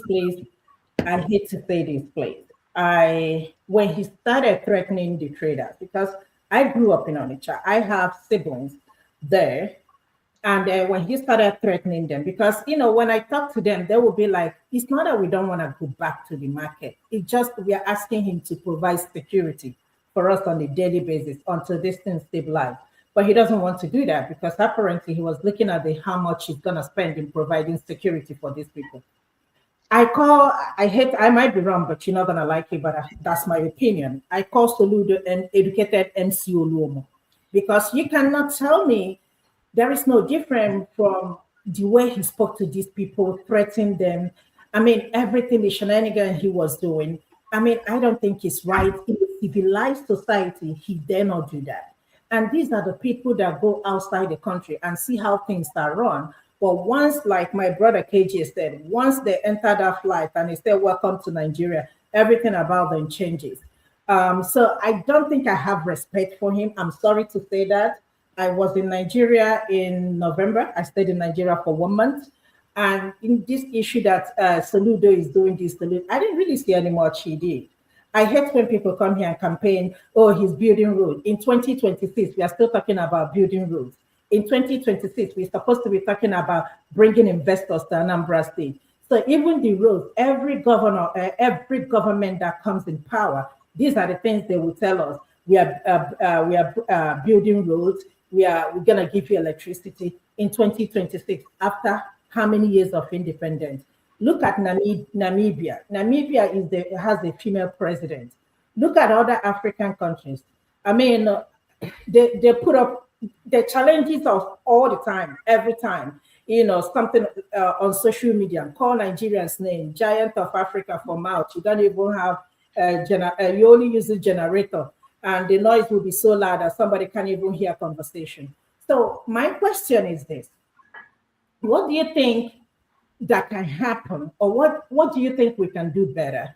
Because as I see Nigeria, since I grew up there, I have never benefited anything from the government. I can't tell you one thing the government has ever done for me. This issue of tax is mind-boggling for me. But how can you tax people that you haven't provided anything for? How do you think we're going to go about it?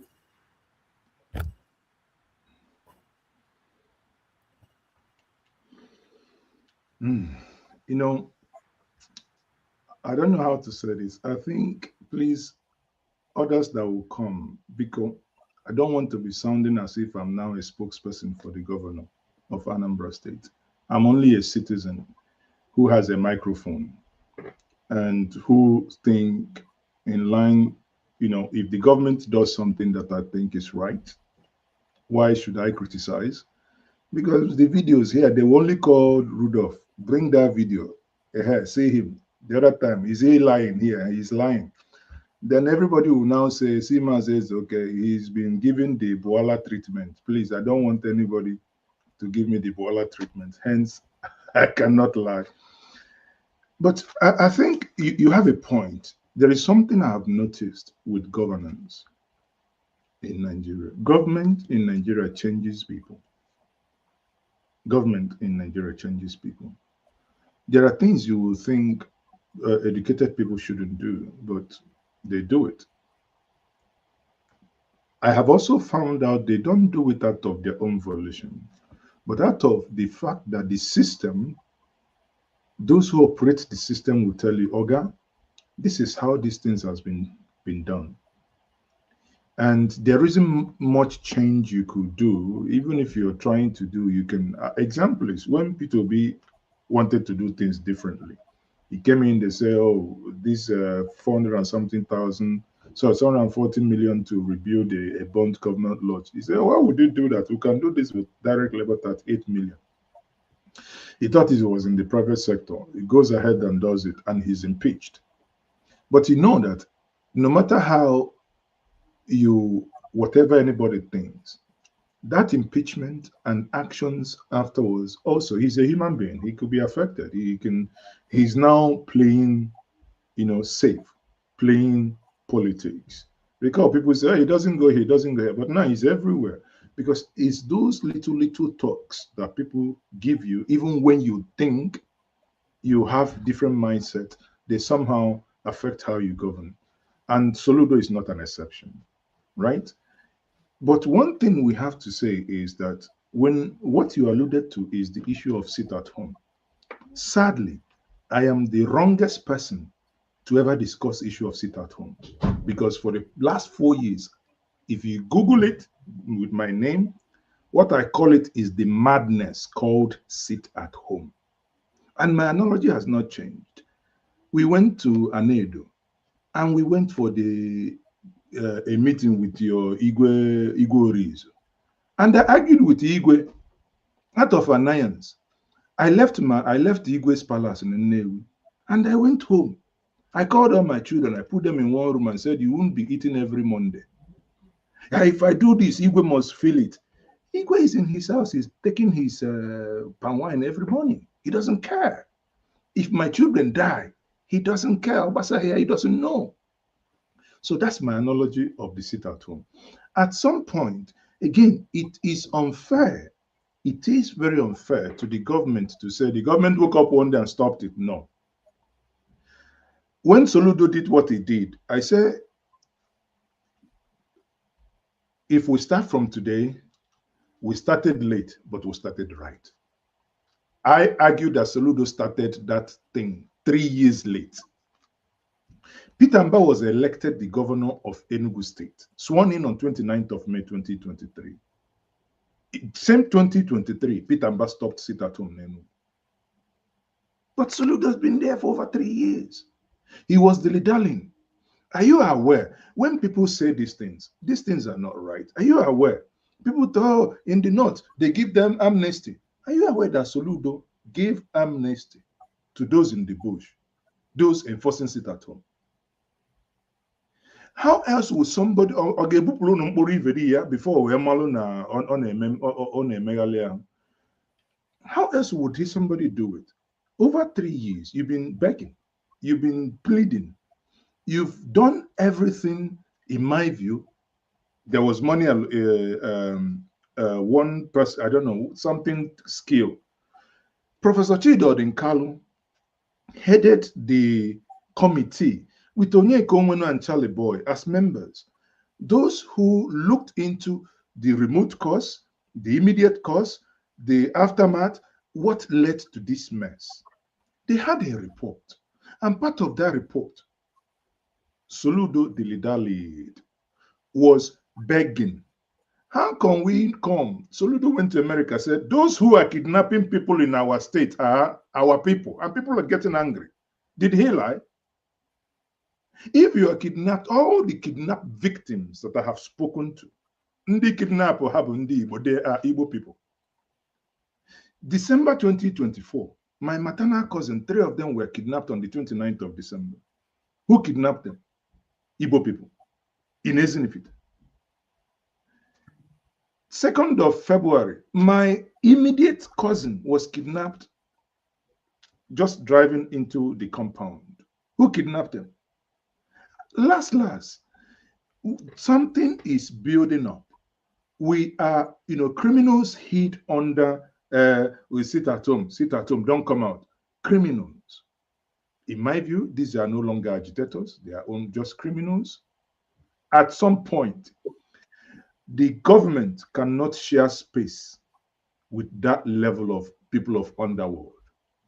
If you keep sharing space with them, it shows the government is weak at some point, the government must be able to draw a line in the sand and say, this nonsense must stop.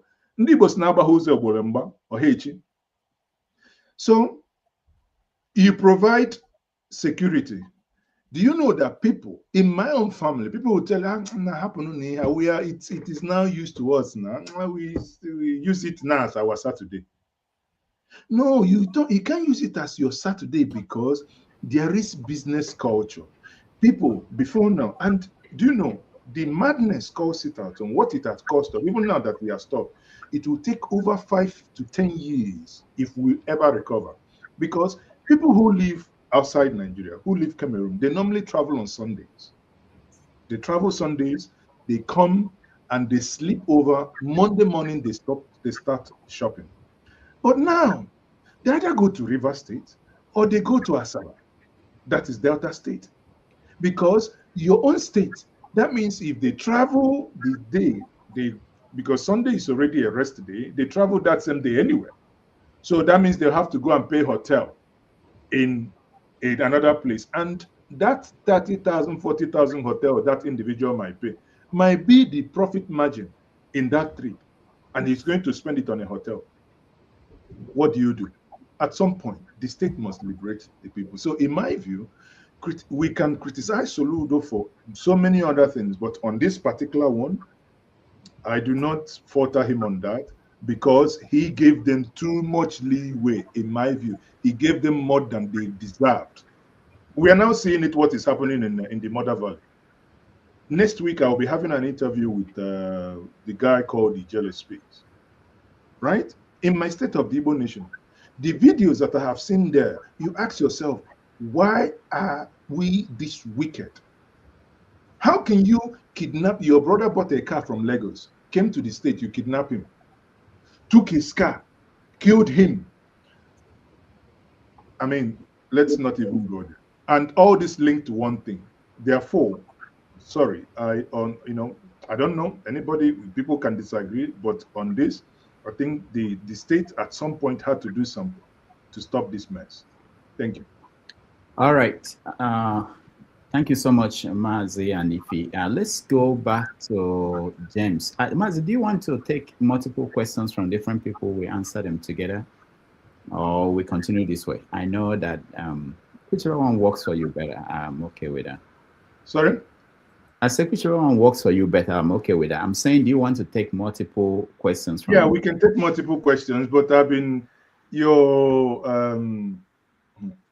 rid of some of this money. I'm get them. Yeah, don't worry. Just I've been panicking because James been rigmaroling, firing his on a peako. I think when he will shoot me, whether I will survive it. Okay, James, can you shoot me? Let me know whether I will survive. Because I would be interested in shooting films, not human beings. Actually, I don't look to the company of soldiers, let alone shooting human beings. Thank you very much for coming. Your question, sir. Yeah, I just want to make a comment and ask a question, one sentence question. Yes, please, sir. This issue of Mr. Boala, who disgraced himself, it has led to our chastising Nigerian journalists.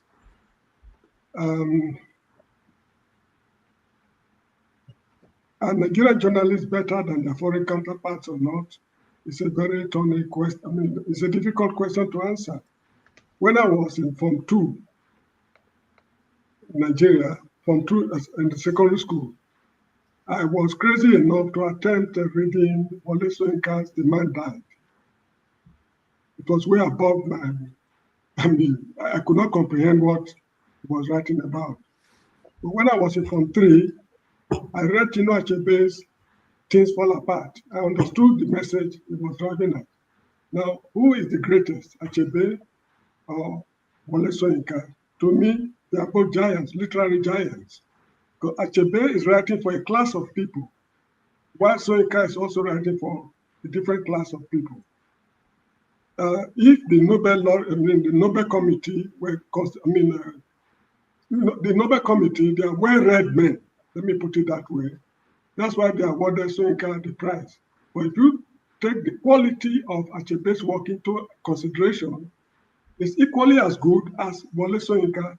But because those men who awarded Soyinka the prize did not see things from his perspective, he was not considered. Those who matters to him, like, okay, Things Fall Apart has sold millions of copies all over the world, translated to so many languages, whereas the man died. I doubt if Soyinka sold up to 500,000 copies. So that shows that they are both good in their own ways. So that is how it is.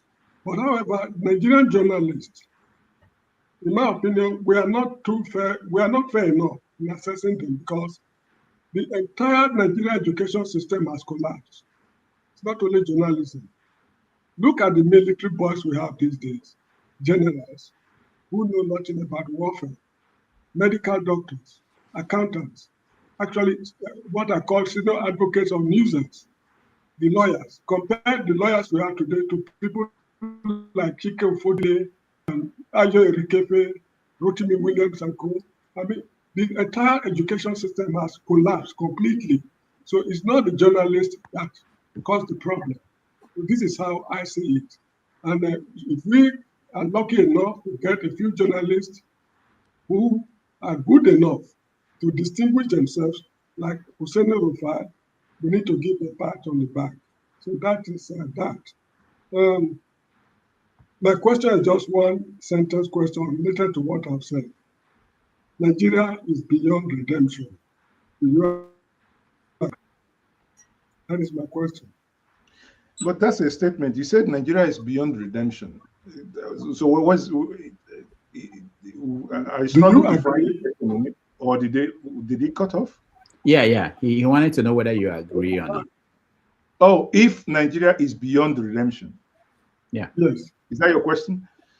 Yes. That's a big one, and that's a tall order. If I agree that Nigeria is beyond redemption, Nigeria is faltering. Nigeria isn't working in so many ways, especially those of us who have tested lives outside Nigeria. However, I do not think that there is just a simple way of just fixing it. You know why I say this? I'll take you this route. I know many people watching now would have people who say, hey, break Nigeria, just break Nigeria. I asked someone, if you break Nigeria, how do you go? Say break Nigeria into two, south and north. That's again too simplistic. Others will say break Nigeria to ethnic nationalities. Again, too simplistic. Because you have over 285 ethnic nationalities.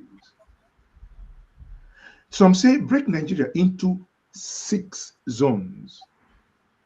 It will work for the southeast and it will work for the southwest, but it won't work for others.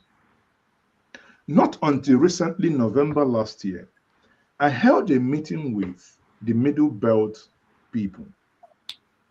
We interrogated the propositions by Dr. Akin Fapohunda, who proposed that Nigeria should be broken down into 6 regions. And they look at the document, they say, no, it's not going to work for us. Something struck me. I asked them a question. What is the identity in the Middle Belt? I said, this language, Hausa. He said, no, that shows you're ignorant. That they have their own language. I said, wow. What is their identity? The only thing all of them, their leaders collectively could tell me that is the identity unifying them is religion, Christianity. Now, how are you going to do that? You come in some states, you have them, the same people, but religion. If you come to Borno, for instance, Southern Borno and Northern Borno, the same people divided by religion. Now, some of us in the South who does not have the same problem they have in the Middle Belt, because we are talking about Nigeria is not working, and so many of us will say quite break it, just break it, and everybody will go home because it favors us. But what of others? Some will now tell you that the reason why they are not actually supporting some of the things happening is because that if you break the system, that the South act as the balancing port for their survival. Until you come close, you won't know. If you remove it, they are dead. So the question is, are you going to just remove something to hurt the others? Are you going to be balancing it? Up to what time? To what end? It's a question of the chicken and the egg. My candid opinion is, when people talk about restructure Nigeria, I say, to what?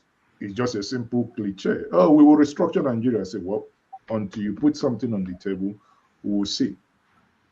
I would always want to refer us back to the 783 pages document produced in 2014 called the Confab Report. Therein, I see a starting point for a reimagining of Nigeria. If you understand the context of Nigeria also from or its importance in the global scene, you may also not be a proponent that the only single thing in the Black continent that could, over time, if things work, be a superpower within the region. Why would you just, kill it? So it's neither here nor there. Is Nigeria, to your question, is Nigeria working the way it ought to? I would say no. Anybody who tells you that Nigeria is working must be benefiting from the government and not genuinely, must be putting his or her hands in the cookie jar. Nigeria is not working, but can Nigeria work? Of course, yes. With the right leadership, the right change of mind, the right attitude, even the current structure we have, I repeat, with the right mind, because if you look at it, some states are beginning to work or having some semblance of working. Some states in Nigeria. I don't want to mention any. I'm not doing advert for any, but some of us will know. So if some states are beginning to have semblance of working, it means even within these something is working. But if we have the right, because and we haven't imported different type of people, because there are certain FCT ministers, when they were there, things worked. Nigerians didn't change. We didn't bleach them, and we didn't inject bleach, or we didn't swallow bleach like American president once suggested during COVID, right? No, nothing. It's just the same people. With the right attitude, we can. So I hope, I know you said that I didn't, but I hope that answers your question. Thank you, sir. All right, thank you. At one point, we are going to take a break. So, Maazi, I'm looking up whenever you are interested in taking a break, we can. But let me go to Tony. Tony, maybe after you will take a break and then continue. Tony, you're next. Greetings, Dr. Damages. Greetings, Maazi Ezeoke. I missed you and the palm wine and pepper soup plus ofensala and popako that Dr. Damages prepared for you last year when you came to New York. I never should have finished. Well, hope to catch you some other time when you come. I'm glad to see you. Greetings, viewers, and greetings, everyone on the panel. My question is very, very simple. I saw that you were very excited when a group of politicians came and relaunched the coalition that became ADC. My question is has that excitement evaporated? That's my question. I would do like Boala. When and how? I reported it. We can find the video. Hold on. I want the video. When did I say that? Can you give me the date? Which media? I had my staff members in Enugu the day the event happened. I wasn't in Enugu, so they reported it. My face didn't show, so I don't know how I got excited. I don't know whether reporting my company reporting something translates me being excited. Now, but on the other hand, after the 2023 election, some of us sat down. We did a calculation that says, what is the better way of taking out? Now we have an incumbent. It was easier in 2023 in the sense that it could have gone either way. Some of the things we came up with was for us to have the level of coordination in order to match madness for madness, fire for fire. You need a coalition of the good, the bad, the ugly. If you only want to have the sense, there is no sense in politics. If you only want to have those sense, those who sanctimonious behaviors to go grab power, then you can go home and sleep. You must be ready. If somebody choke you, you wasn't. If you want to snatch that ballot box, I will tell you that I will snatch you. We have to get to that point, right? So, and the only way you can do that is that you are able to get the good, the bad, and the ugly. If you want just to have the good, it's not going to work. So you must get everybody in one place to say, guys, if we want to rescue this thing. Growing up, there is this fantastic oral story that will be told that a maiden was kidnapped and taken to a foreign land, and the father wanted to go rescue her. The father needed to have a canoe, a carpenter, a thief, a kidnapper, just all manner of people that once they go in, this happens, you need this person. Once there's other happen, you need the other person.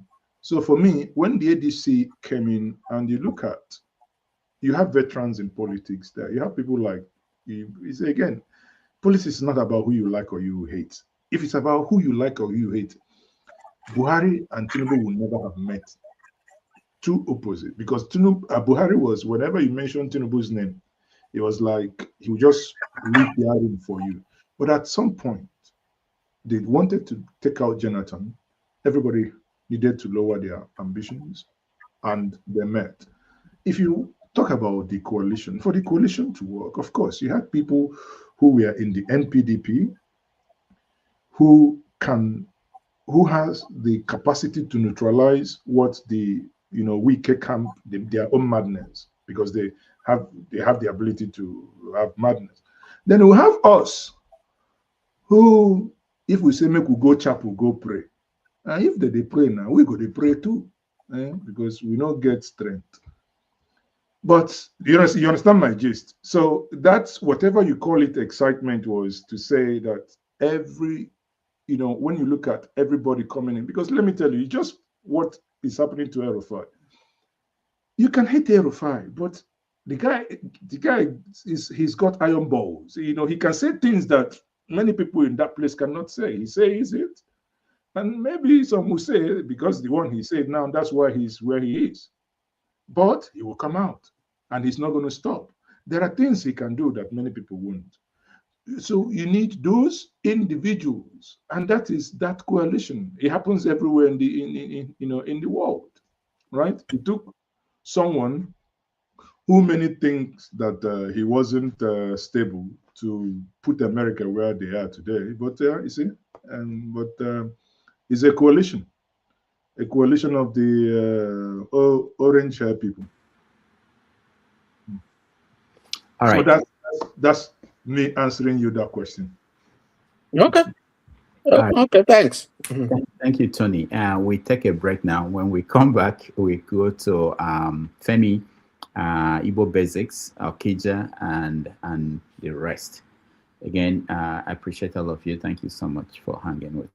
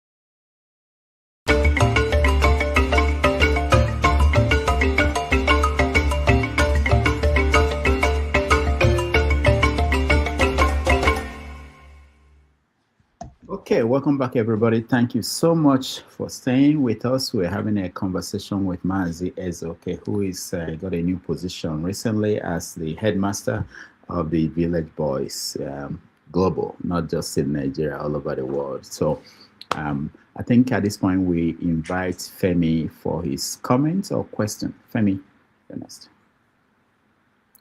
Good morning, good afternoon, Maazi. Good day. Yes, sir. So, in thinking about democracy the way it is, prior to even Western democracy, which Fela thinks it's a case of us being taught nonsense, even African societies and societies around the world always had their own form of inbuilt, inherent democracies. My question is, in the face of the fact that even in the Western world, namely in the likes of democracy and of the USA, where democracy itself, the traditional way, or the way they may have adopted it, seems to be failing. And with the fact that we're such a multicultural, multi-dynamic, multi-ethnic, multi-religious country, and in Africa generally, because it transcends Nigeria, I wonder what your take is in terms of how it can actually be structured to work for a country like Nigeria. It may not necessarily be the Western form of democracy, because in my opinion, I feel that even going through the motion and trying to do 2027 is still going to be the same thing. What have you ever had this thought before? And if you have, what would you suggest if you had the power in terms of trying to, structure things in a way that it would work for our own local environment? Otherwise, what's the point of this democracy anyway? Thank you very much, Femi. As a thinking people, I'll be lying if I say that I haven't, as a student of political science and economics, I'll be lying if I tell you that I haven't considered options. Let's take the Chinese option, for instance, where meritocracy gets you up the ladder. And it has been proven that the Chinese model is apparently shaming the Western democracy, because if you misbehave and you commingle state resources, you know where you're headed to. And if you work so hard and you have a clean record, you are likely to go up the ladder. Having said both, I come back to the motherland, the African continent. A place I know very well is the Igbo political structure. Not in the democracy in the sense you know about it. People argue that the Igbos were Democrats before the Greeks. But I do give us always a pointer. I go to my village and my kinsmen meeting. We deliberate, we argue, and we ask the chairman to summarize. And time again, whenever the person who is presiding summarizes, there's almost no opposition. We don't vote. But he summarizes, he takes into account what everybody had said, and we make progress. Then I keep asking myself, why is that so? It's something that is homegrown, inbuilt in these people. They've understood how it works. They have understood structures. They have understood the place of the elders, the place of the diokbas and diokbalas, and the place of the age grade, and the place of ndinzenozo and the titled men in the society to work. Now, just suppose that the challenge we will have is, if I take that system because it works in this place and take it maybe to the, south, or north, it's not going to work. It becomes an imposition. Therefore, if I have that at the back of my mind, I should be thinking we are in Nigeria that has multi layers of government in various systems. In the north, I know when one man speaks, one man is being listened to. In the states, everybody listens to. It works, but it wouldn't work in my place. In other places, it may work, but in other places, it won't. So, if there is any way Nigeria at some point will get to a point where, yes, we have a central government for the ease of, interacting with the international world, but at the sub-regional level or at the sub-ethnic level, that they have their own system of governance that they agreed with. It mustn't be, do you understand? It mustn't be what, I see no reason why probably Zamfara should be practicing the same thing with Bayelsa if it doesn't work. I hope you follow my gist here, right? So that it's at the larger scale, we can have something to interact with other parts of the world, but at the grassroots where the real governance is, let everyone take that approach that suits them. Because you have to know that Nigeria is a case of multiple nations into one, multiple entities into one. Yes, we are brought together by the virtue of the amalgamation, but also knowing that these entities are different, right? They're all different. They speak different languages, operate differently, they have different belief system, they have different governance structures. It's aside the noise of the Abuja noise. If we ever get leadership that think outside the box, one of the things the leadership that think outside the box must do is to know that governance must be, segmented, left from what is happening at the top layer, and also at the bottom layer, let the people decide how they want to govern themselves. I mean, that's my 2 cents to that. Thank you. All right. Thank you, Femi. Let's go to Igbo Basics and see what he has for us. Welcome. Good evening or good afternoon. Never mind my voice. To Maazi Ezeoke, I just wanted to say thank you. Greetings, and brother.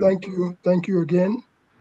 And I qualified with the fact that for every man or woman at any given point in time in life, whatever you are doing is a sum total of who you are, what you came with to this life. You pass through and you move on. So I'm very appreciative of the work you've been doing for those of us who are not on ground now. So I just wanted to say thank you. And I also want to remind you that the Ezokes of Amici are still waiting for a little bit of an explanation from you. And I will not hesitate to say that when an Iroko falls in Ezeoke, in Amici, that the grounds will shake in your own village. So maybe that will be the time that you will also unveil yourself the opportunity to be able to answer the questions that they asked you at that roadside where we met. The reason why I wanted to thank Maazi Ezeoke is that for him to have taken a time out to look for me, to come out for me, somewhere in between, in a place where we went to a burial in Anambra State. And that was my only time and the only opportunity to have gone to Amici and in Nobi in Anambra State. So for somebody to have come out for me, I was very, very grateful to that. And then moving on to our purpose of today, I will not hesitate to address directly the use of Nigeria, because I say at this stage in life, what are you going to give to us? What am I implying here is this. The Sacred Heart High School of Aba, they will be holding their annual event somewhere in San Francisco sometime this year. One of them had called on me to explain what happened in 1974. He obliged me, and it all boils back down to what is happening both currently, and it links it to the issue that we were discussing. First, you talked about area market. I'm an Aba boy. I grew up in Aba. You didn't talk about the Koha market. You haven't had the opportunity to go to the Koha. These are the facts. And you mentioned what has happened in our area and what you saw for yourself and what's happening in Onisha market and what it should be. And then you went on to talk about the saga of the Akwakoko, or whatever it is called. I will link that back to what I call this Njenje. There was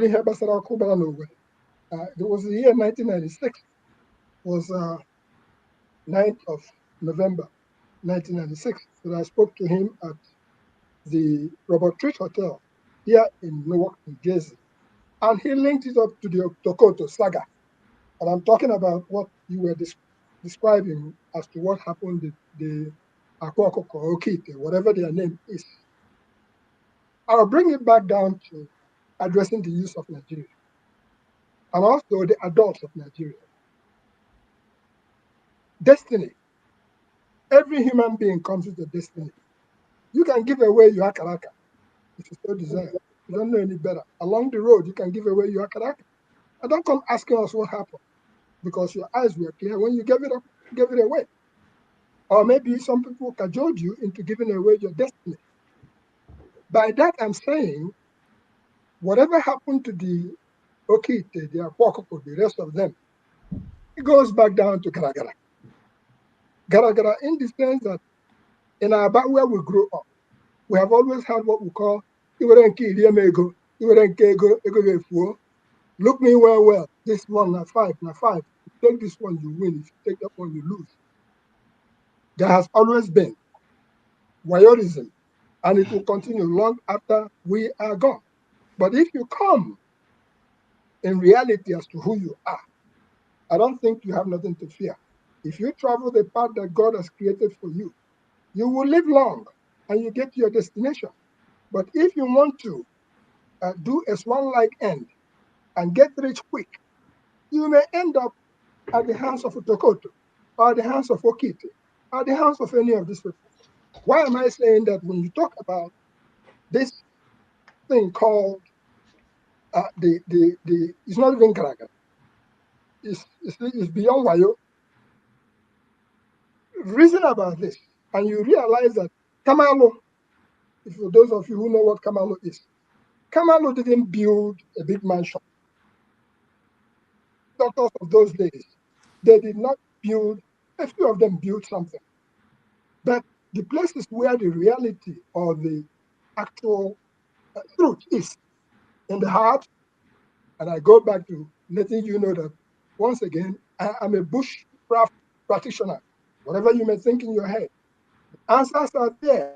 But if you think that the answers are in the place where somebody promises you'll be invisible, and you go to Singapore and you come back with whatever, it's a lie. It is a lie. For that reason, the youth of Nigeria, the adults of Nigeria, look me well.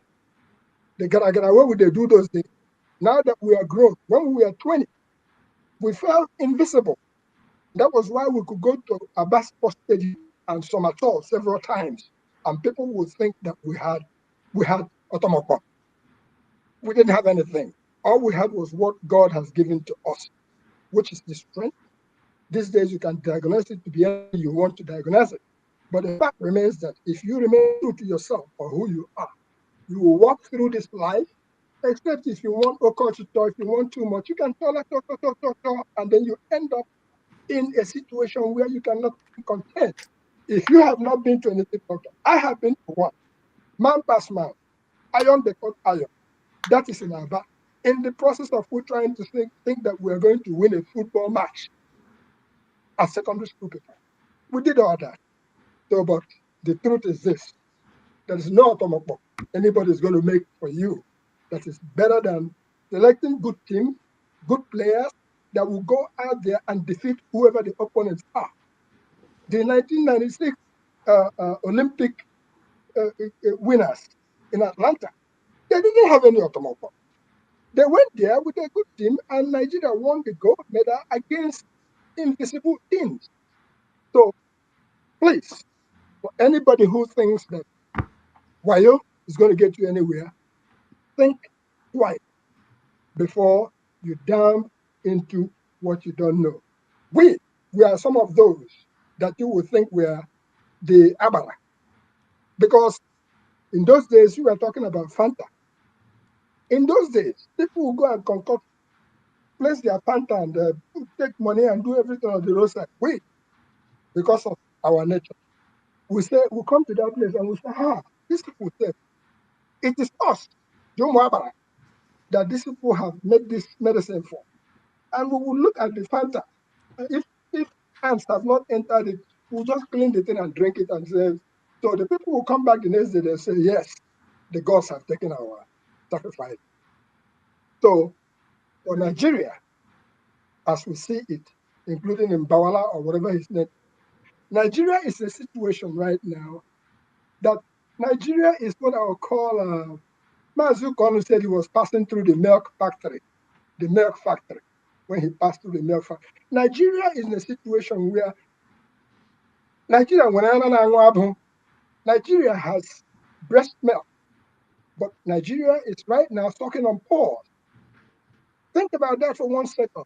With everything that Nigeria has that has been given to it. But never mind that when your president is held by the blocs, you're going to begin to speak, yes. What do you want me to sign? Yes, because they hold him on the blocs. When we have others who you can't hold on the blocs, you may remember us. You may take us out in any other way, but you're not going to take us out based on the fact that you're holding us on the block. So, Maazi Ezeoke, welcome back. I just wanted to thank you.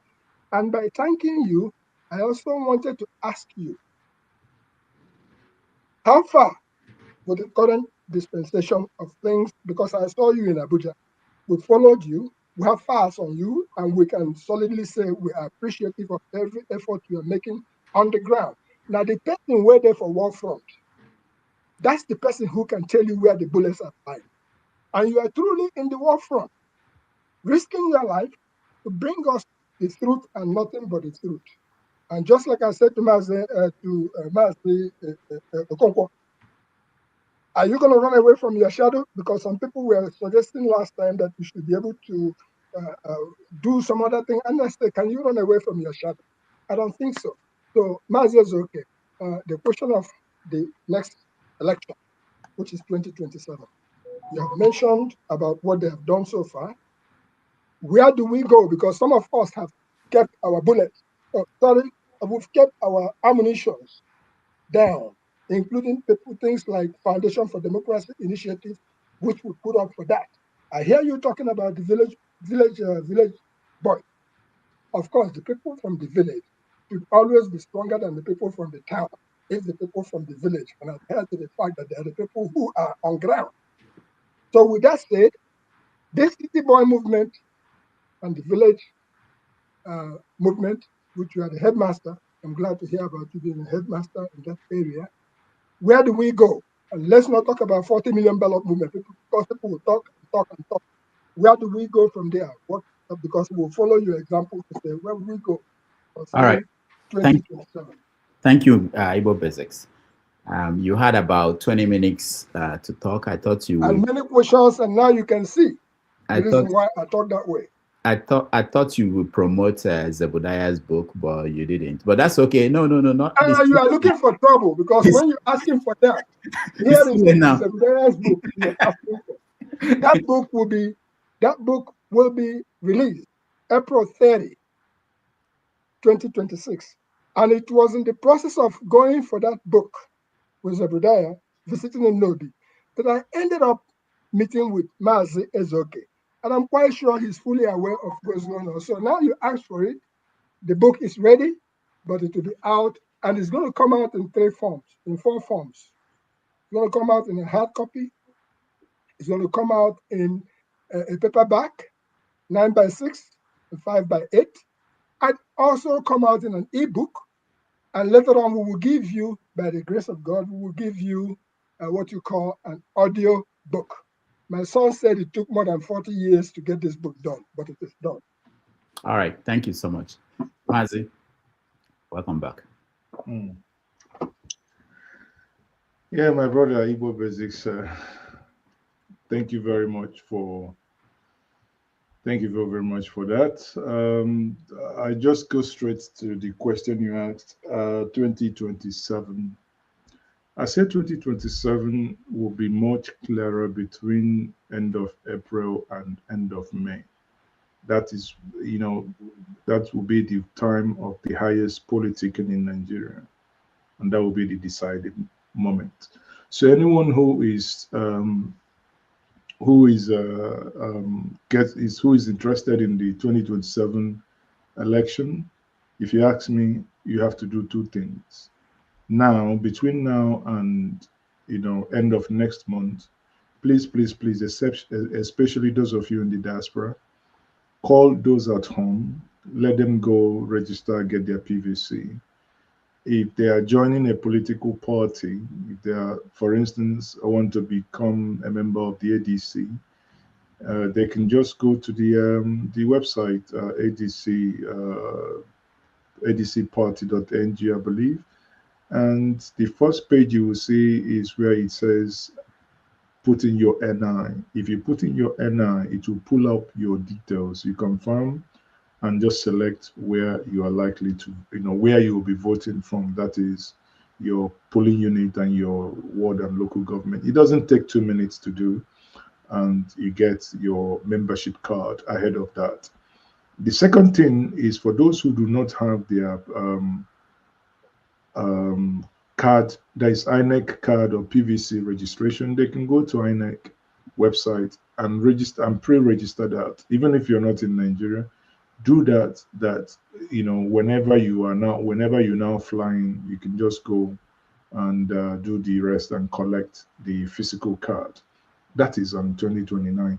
Then the other, why we say this is if we come to the point that the parties, for instance, the ADC decides to go for direct primaries, that's only those who have registered will now have to vote in that primary and vote for their candidate of their choice, so that you will not be left out. You should be able to, on your own, vote for that individual whom you believe would be able to do better than the current government. Now, on the Village Boy movement, I had said it before.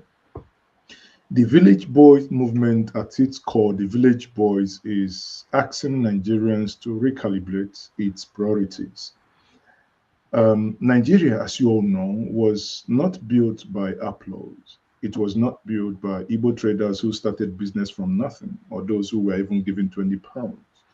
It was not built by Yoruba entrepreneurs who built industries from grief, nor the Hausa Fulani traders who sustained historic trade routes, Middle Belt farmers who fed the nation, the Niger Delta communities who carried the weight of our natural resources. The real strength of Nigeria has always been the decentralized initiative, not the centralized patronage that we have. So here we are saying that we are asking a very simple question. How do we strengthen local economies? How do we empower communities? How do we move from performative loyalty to real productivity? Just opposing it to the City Boys movement, where you see that access to power, patronage to power, and some that are being coerced because of their business investment, that if you do not do this, will crumble your business. I mean, that's what we know. Some of them are actually caught between the Red Sea and the Hard Rock. Therefore, the village boys movement are saying we are before the city. Every one of us is a local boy. As if I may borrow the words of my good friend Rudolph Okonkwo here, who always want to use the Ubuntu philosophy, say we're here. You are because we are. Yeah, you are because you are. So in that sense, is the philosophy that tells us that we are collectively as a people, and as a result of our collectiveness, we can make a decision that would affect us collectively. And 2027, as Ivo Bezi says, is fast approaching, is around the corner. The decision we make in 2027 is going to either help us make progress in the next 4 years up to 2031 when we'll have another opportunity, or for us to go back and wind and gnatch our teeth. I recall before being in Nigeria, a night before May 29th, I left Hilton Hotel in Abuja, trying to get to the Eagle Square. Coming out there, everywhere was jam-packed. The military, because I was thinking I could go get some coverage for my platform. And the soldiers couldn't allow me go in there, a place I normally drive every evening. I turned. There is a petrol station in front of Hilton at Aguironsi street or road. And I stopped there. I recall vividly, I bought fuel. I filled up my tank. I paid 3,850 naira that day, that night, a night before the swearing in. That was on the 28th of May, 2023. That same vehicle, if I have to fill my tank again, I spent over 50,000 naira. I mean, that's how ridiculous things has become. And these are as a result of the choices we make, right? So the choice we make again is either going to mar or make us. Some of us are already crying, talking about tax, talking about this. Of course, I said, bring it on. That taxes are going to open our eyes and make us become responsible citizens. You see, the reasons we allow these people, these cucumbers and carrots there, to use those, humongous SUVs that they bought for 190 million naira is because we did not pay for them to buy it. Had it been that they bought that with our sweat and our taxes, and in our anger, we should have been making the decision if they will ride it on the road or they take it off road. But anyway, that's where we are. 2023 had gone, 2027 is here, and is offering us another opportunity to either do things differently or go back in the old trajectory and continue with the money. I yield. Thank you. So are you aware of the ADC-DN Americas? What?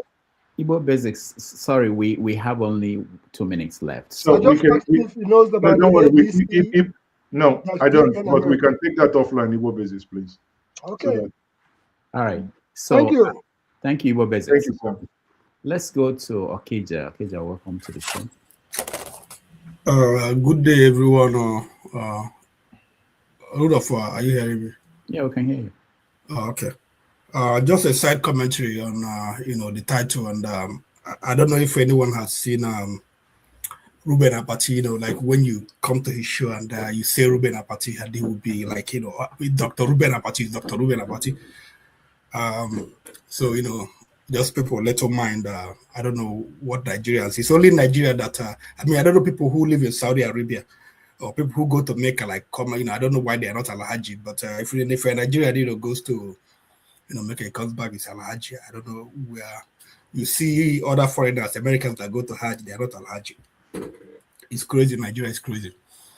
You have people that answer engineers. I don't know. When I was smart, I thought engineer was academic title. I didn't know engineer is not an academic title. And you see people now answering pharmacist, accountant. I don't. It's It's crazy. Anyway. Okija, is it because you don't have any that you can attach to your name? I'm an engineer. I'm an engineer, and also I'm a Okija. I'm Nze. I'm a titled man, so but I don't go around, telling people all this nonsense, or attaching it to my name. But I understand Maazi, and we remember Maazi of Bono and GK, and anyway. Talks. I don't know, village headmaster. I want to like it because I think, I'm gonna just make commentary and then you can answer if you have questions them. I mean, like, after the last election, presidential election, Peter Obi talked about how people that supported him, people that like gave were significant financial support, how they were victimized by the Nigerian government. Mm-hmm. And when he talked about it, I knew it was talking about people like Obi Kupana, and his other people attached to him.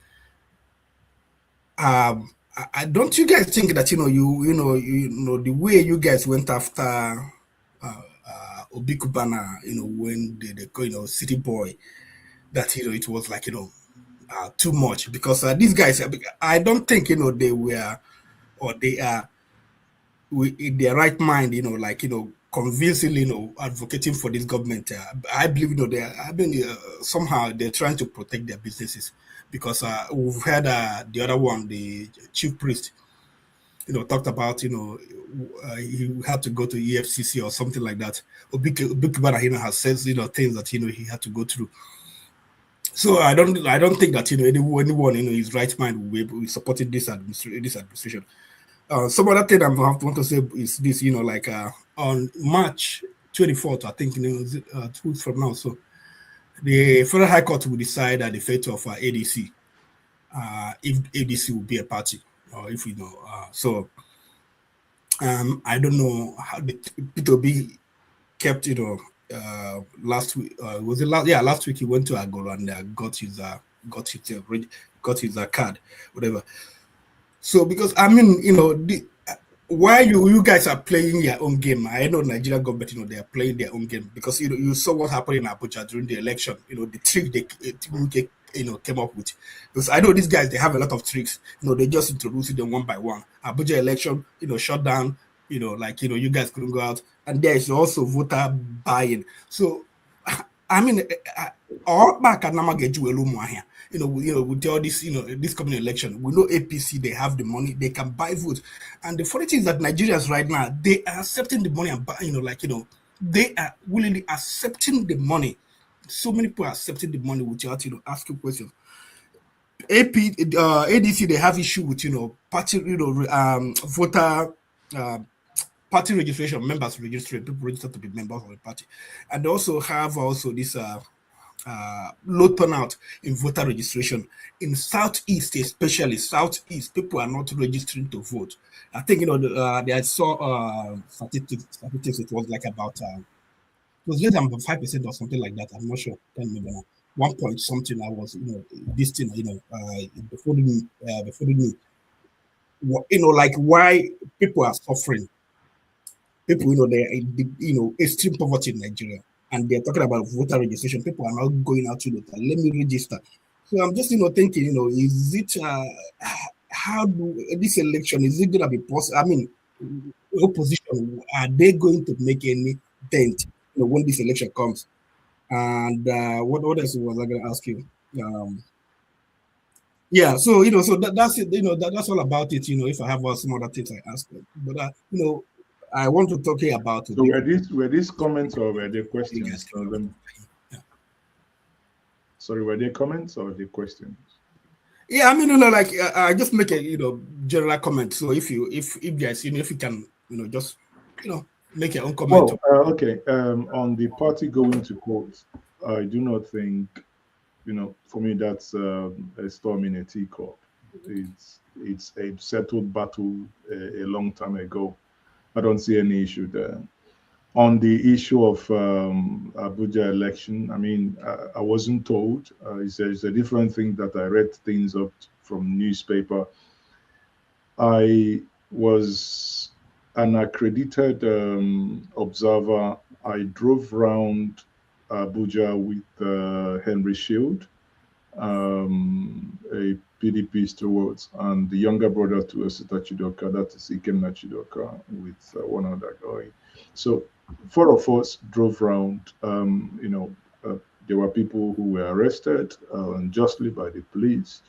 We went to the stations, and the ones we could bail, we bailed them, and yeah, bail is free. Anyway, and we bailed them, and the rest is history. And the election that happened, multiple things did happen, and one key takeaway here is, in Igbo we say, you can make a cloth for someone, but if that person is going to wear it, we can do whatever we want if the people would want to help. But we can't make much progress if the people you're trying to help are reluctant to accept the help, right?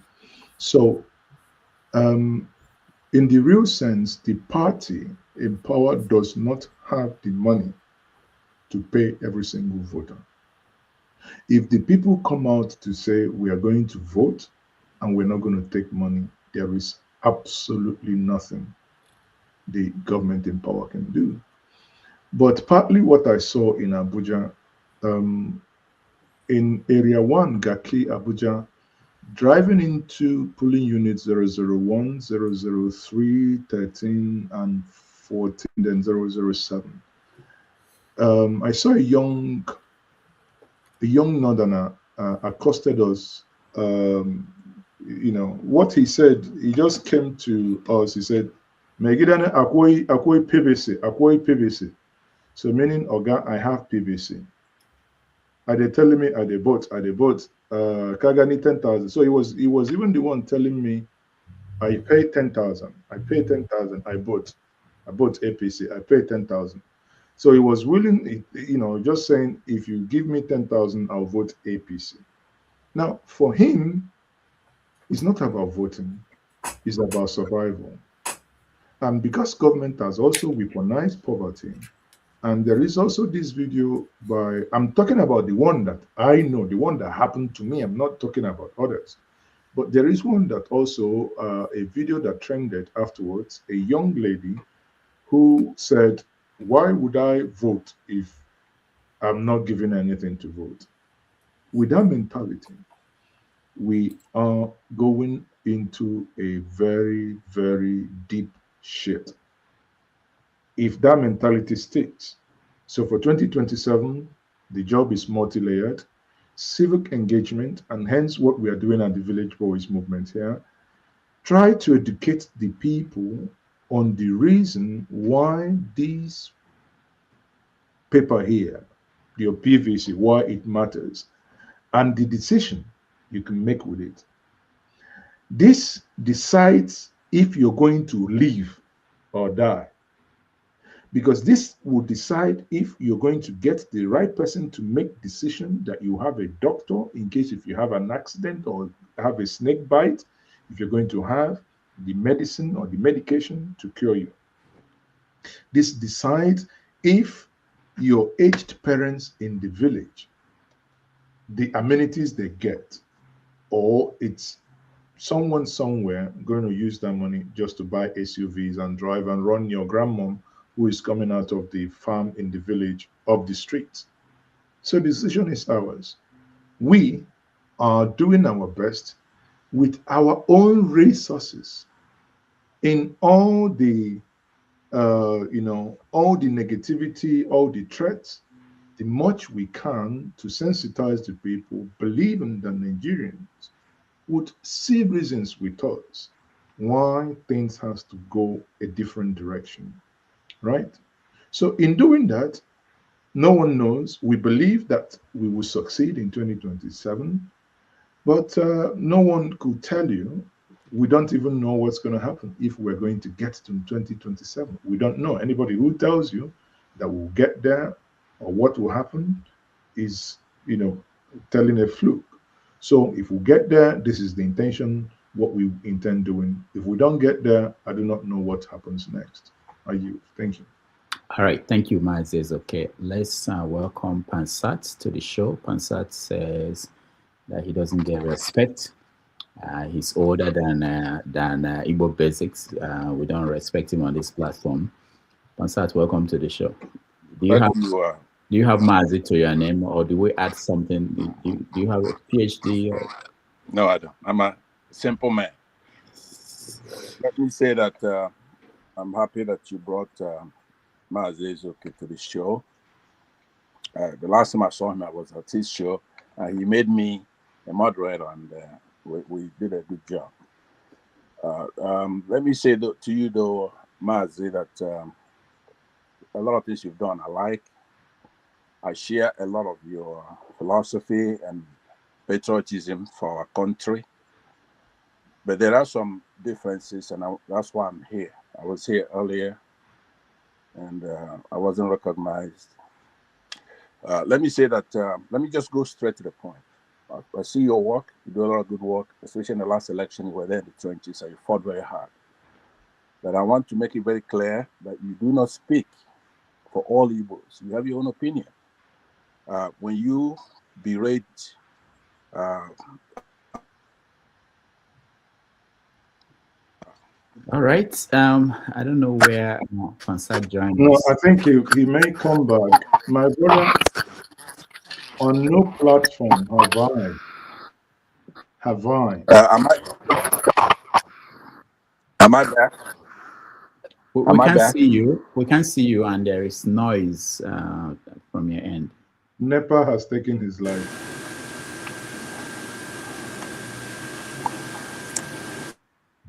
Okay, Pansat, can you rejoin and I will die back. I'm up in the mountains here. Okay. Okay. While Pansat is coming back, please remove him so that he can come back. While Pansat is coming back, please, I want to put it out there. I have never, now this is not Daniel Boala's denial. If you have it on record, please play for me.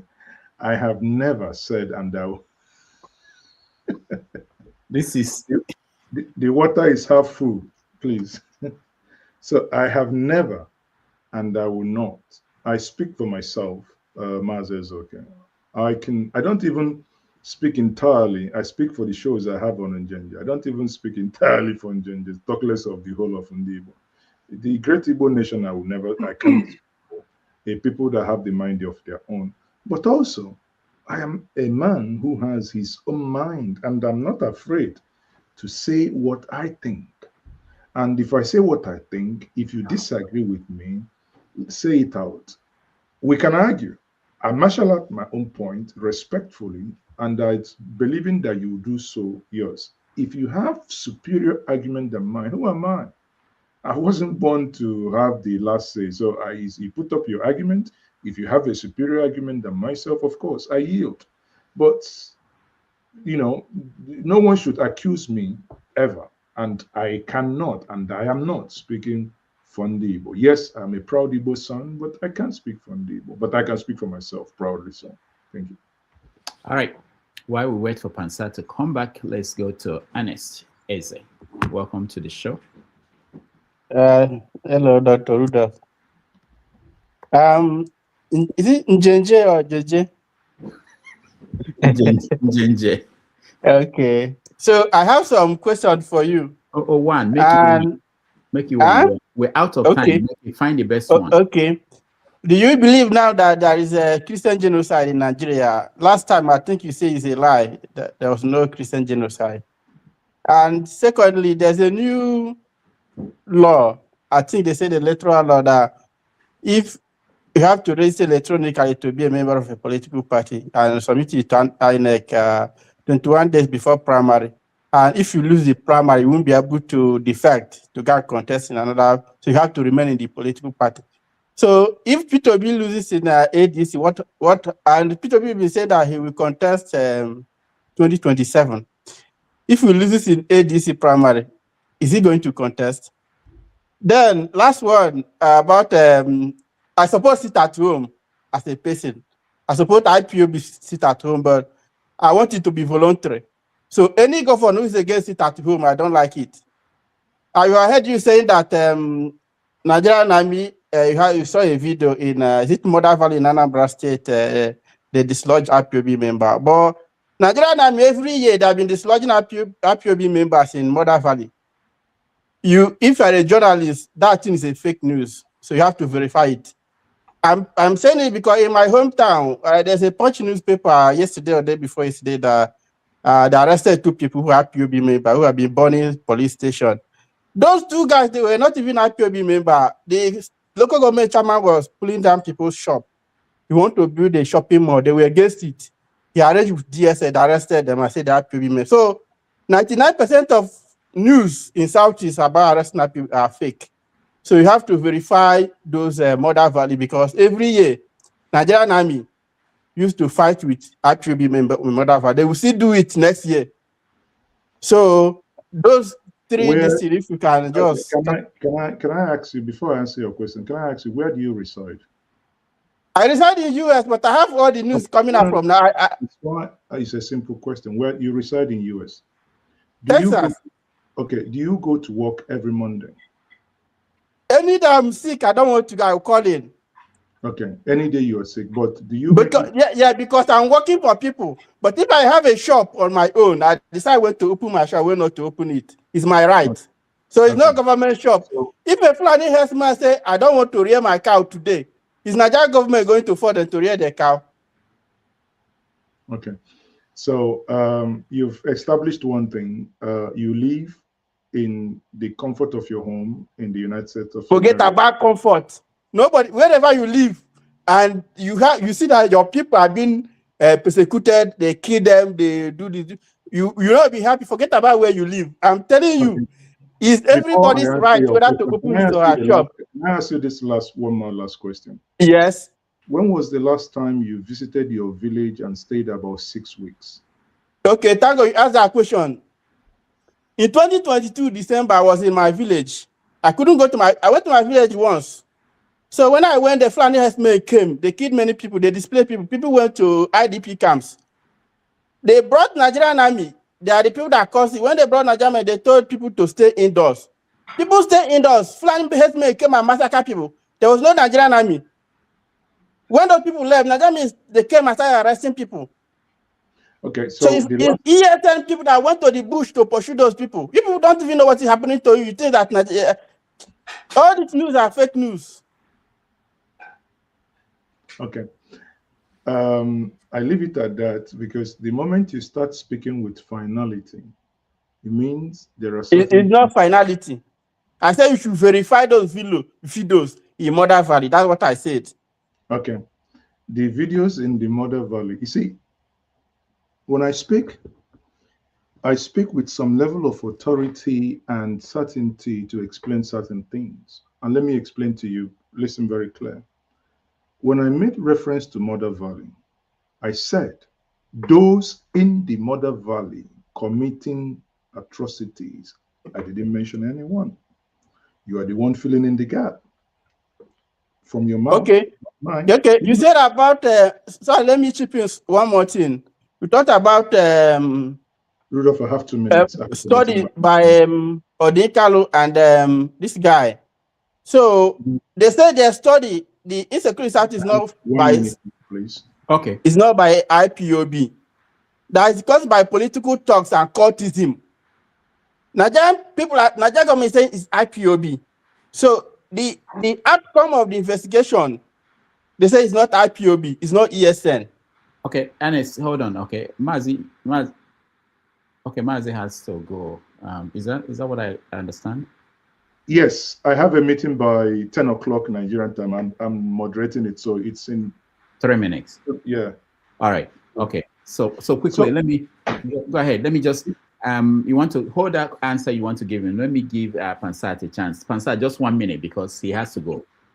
Thank you very much. And Maazi, thank you for coming and staying. And we'll let you go in a minute. But that gentleman, Anastasia, has just eviscerated everything you believe. Because I have to tell you, you're a guy that we're very proud of. I want you to keep doing the right work. But you really have to listen. Okay? On this IPOB, for example, you are aware that Nigerian government have many ways of killing different tribes. So the Igbo ones are being caused by our own people. And your support for Soludo is shameful because it goes contrary to everything else. You know, let me tell you, people, do you support Ojukwu? Did you like Ojukwu's activity? Your Ojukwu came from your place, got into a war. We all chipped in and fought that war, right? Battalions from Abada went and conquered everybody in the River State all the way to Benin on August 9th, 1969. Our people took over those states and made them a republic. And that's a war that's caused by somebody from your clan. So being clannish, which is what I suspect you're doing, within Nnamdi Kanu, because it's not from Enugu and you keep insulting. Pansat, because he has to go, let him respond to you. I know. Then you can join us. You can join us. He's spoken enough. Let me just talk. Will you let me talk for a minute? But he has to go. He has to respond to you. He's gonna go. I'm gonna conclude in a minute. What I'm saying is that clannishness is a disease in Nigeria as much as tribalism, right?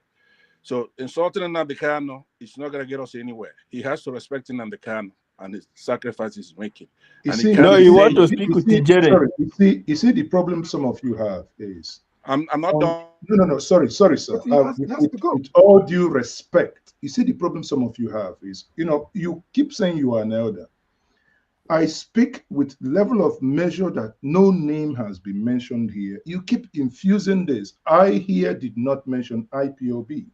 I here did not mention Nnamdi Kanu, but you keep infusing it. What I said, and I repeat, that in the last week, because I know some individuals who are involved in that those criminals terrorizing our Igbo who are in the Mother Valley, for the first time, the Nigerian army has been able to go to the Mother Valleys. Fill in the gap.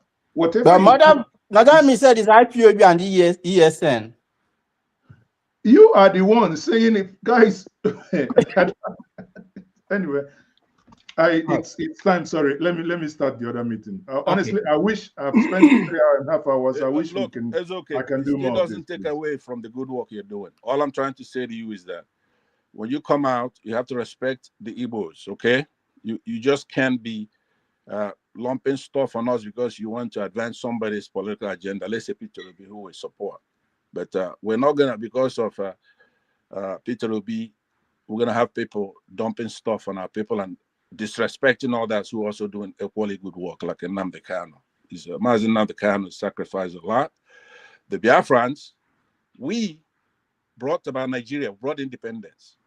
So if you look at someone like Daniel Bwala right now, you show me one single minority or Yoruba person that's gonna condemn Bwala. It's not gonna be like Masker right there. He's not going to say anything bad about Bwala. No Yoruba is going to condemn Bwala. It's only going to be Igbos who are going to talk about it. I hope he's not calling my name. You hope. All right. Benson, welcome to the show. Sorry you don't have the chance to interact with Maazi. He's gone to another meeting. But what were you going to say, and what is your comment on what we've been discussing all day? All protocols observed. And Dr. Demagis, thank you for letting me into your show. May God bless everybody. And I want to commend the efforts of our sister Ife. She has been every time coming here, these days. I really commend her. And all her inputs, she's trying her best. That shows she's a truly Igbo lady. All the ladies that used to come here, if not her and the other one, the one from Delta or Benin, what's the name again? The tall one, what's the name? If she don't come in, I don't know. I forget her name. They're the best, And yesterday night, you know, I was laughing at her. She was fighting this propaganda. This propaganda is when those ones are talking, those ones say they are face off two. That's what's that guy? He didn't allow people to talk in the night. He was shouting at downtown everybody. And I think if he doesn't know him very well, you see. So I was laughing because that one he took Musaria in his head, you know. The other day, the same thing happened with me and them. This guy, because of him, this guy going to shut me down. And that is that time, whenever that two Nigerians is doing those kind of nonsense, don't come again. That is program, don't come. So, but all the same, Mr. Ezeoke, I wanted to, you know, tell, because for this issue of resolving Nigeria or having Biafra, so on and so forth, it can because of the Benue people or the middle belt. If they're not ready, or if it is going to be against them, or if they're going to suffer, then we have to continue to suffer with them if they're not ready to have their own independence. That's nonsense. You see, all these people make their own views and talk these things, you know. The middle belt, if the Nigeria are disintegrated today, the middle belt are going to suffer. So that means we have to continue to be with them, or to continue to be with the same place, and we continue to die. Where is the country heading to? Day before yesterday, more than 40 soldiers were killed. Before Nigeria can be good, unless Nigeria is Islamized, that's only these people can lay down their arms. If not, these people that have started, they can't.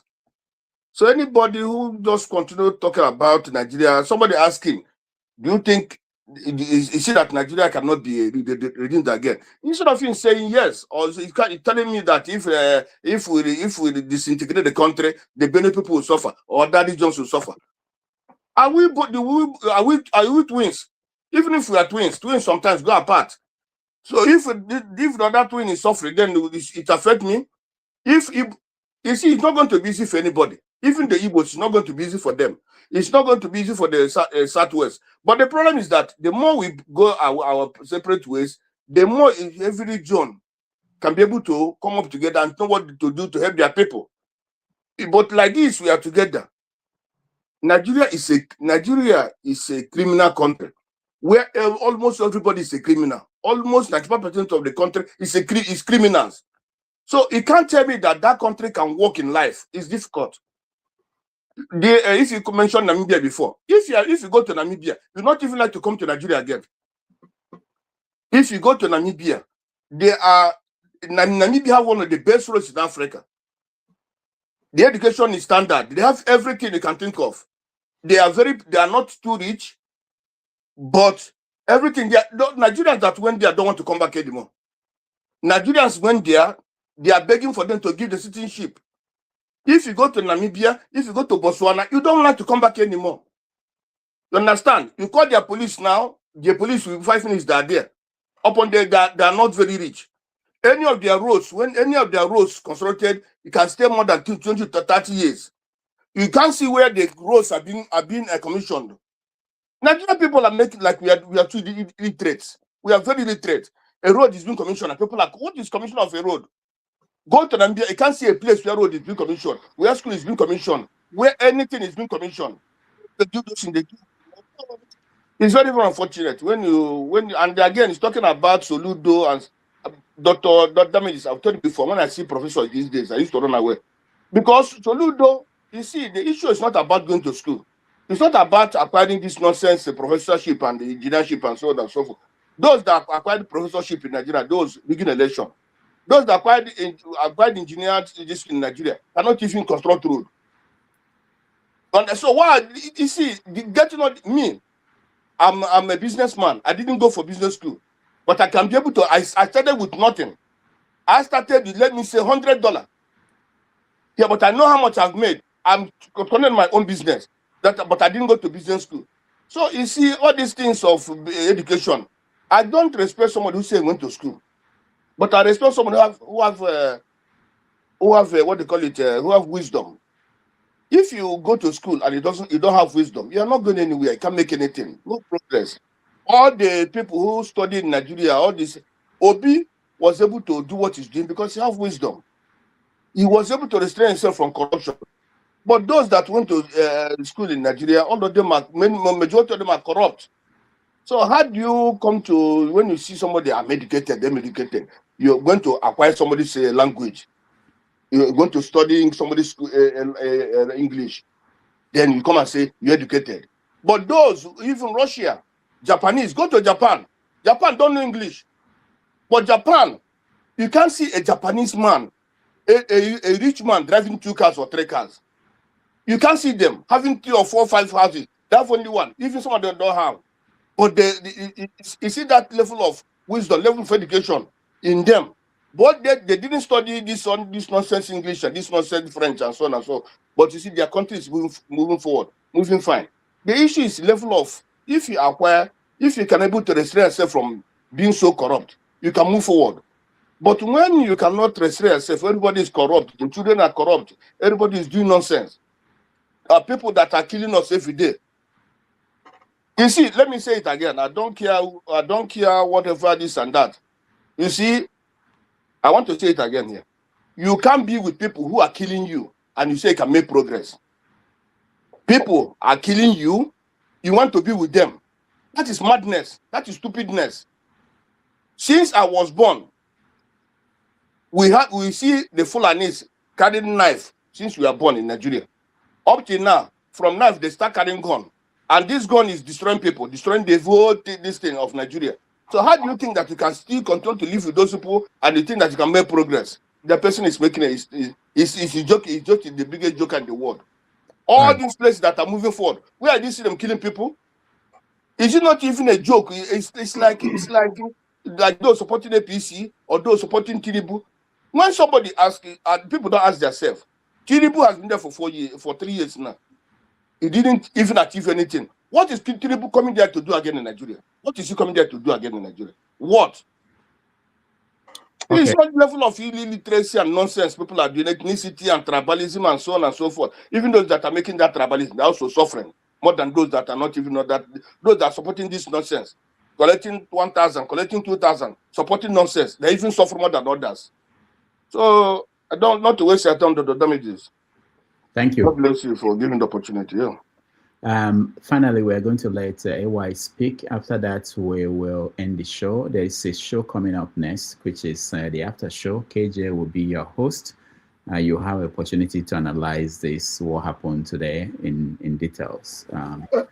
Dr. Damages, please, before you get there, I want to put it on record that Maazi Ezeoke came here and spoke emphatically.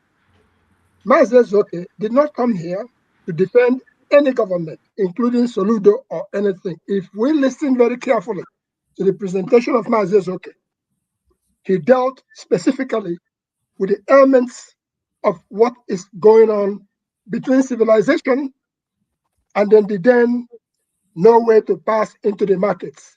He dealt with the ills of what happens with when people begin to mislead others to think that they are miracle workers. He dealt with the ills of whatever government is doing. He never mentioned that he is in support of this or that. Rather, what he said is this: if you see truth, make you talk them. If you see Onisha, if something has to break before something is rebuilt. The same thing happened with Nigeria. All of us, when they talk Igbo. We went to war. We came back with nothing. And as a result of that, some of us have advanced tremendously. And for the people who think that education means nothing, think twice. The reason being that you can have all the money you want in the whole world, but if you don't have a simple National Youth Service certificate, for instance, it will be burning in your heart that there is something missing. And I just wanted to end with a question to Ife. If the Igwe of Nnewi now has electricity in his place, because the last time we came there, there was no electricity, and we brought him to the state of Nigerian. He is one of the lucky ones, one of the lucky Igwe who came here and was given a state reception by Governor Jim McGreevy, who were responsible for that. All right, thank you so much.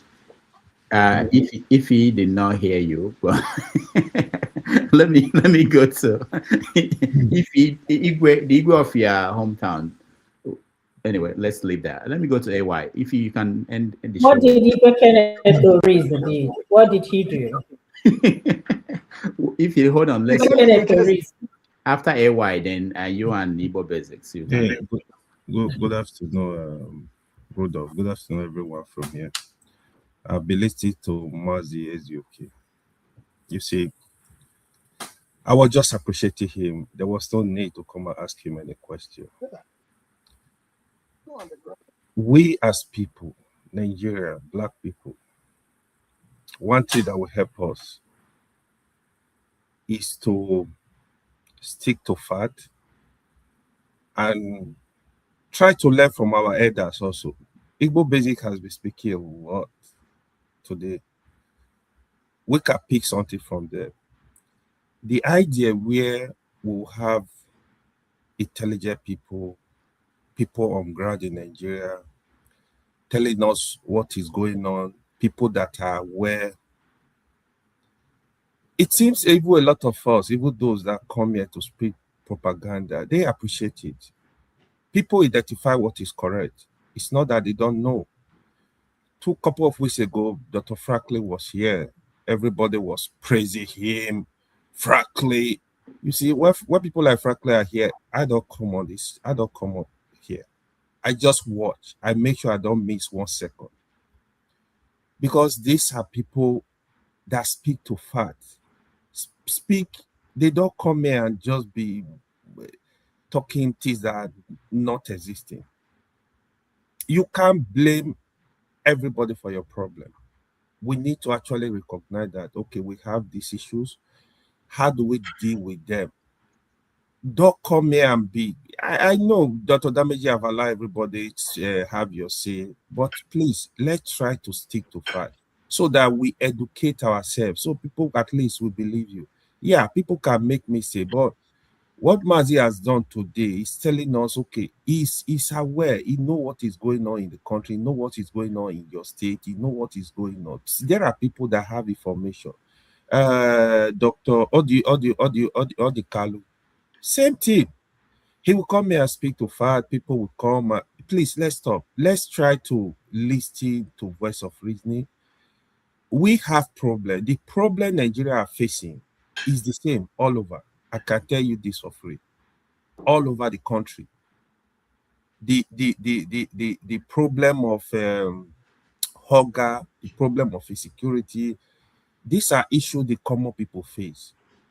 You know, where you are talking of the bourgeoisie, the rich everywhere, from the north, from the south, from the east, from the west, wherever, they behave the same way. KJ said something today that is very important, that when these people get to the airport, they go into the inner room, change to Agbada, and they change their status immediately. So just look at the mentality of these people. But when you go to foreign country, you behave yourself, you obey the law, you follow the rules. You go back to your country, you are above the law. Policeman question you, do you know who I am? Nobody can question you. So we should not be allowing these people to hitting us, hitting our heads together. Oh, because I'm this person, they are discriminating against me, because they don't care about the poor people. They don't care about the suffering of Nigerians. This is the way we need to think, so that one day we will have solution to this country. Thank you, Dr. Damage. All right, thank you so much. Is there if you wanted to say something, or we should just round up? I don't think. Okay. All right. Let me just say that. Can I just say something, Rudolph, for a round up, please? Okay. I think Mr. Ezeoke, he misunderstood what I was talking about. Basically, what I'm trying to say is this: there is more situation that warrants immediate action by the governor of Anambra State, because in the first place, he has not been able to arrest those people who mistakenly post 100 million naira of Anambra money to IG's son's account. Has he dealt with that? He has not dealt with that. Now, secondly, The reason why these young people in your states are looking for how to make money to survive because you have not provided them with job. And I'm not saying that people should crime is going to go away once that job, but then people have an option. They are running away from your state because there is no job. Now you have farmlands that are very rich farmland in Anambra State. Have you tried to engage these people, these youth? Okay, everything is not fire brigade. Okay, get down bulldoze the place down. Let's do this, let's do that. No, I'm not in any way. Like I said when I was speaking, I said I am a Christian, so I'm not going to support, this Okit or whatever it is. However, a society is not only made of Christians. A society is not only made of good people. It's made of all mixtures of people. That's why there's law. So if you think that there is something that these people are doing that is contrary, they're not. Listen, again, I want to be very clear on this.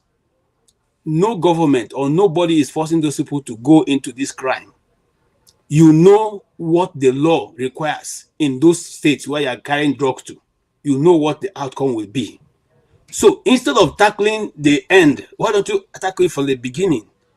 Look, guys, I have provided employment for you people. Okay, I don't have offices to employ you, but I have farm settlements. I'm giving out 1 hectare, 2 hectare to those who are ready. We are going to plow it and give it to you to farm.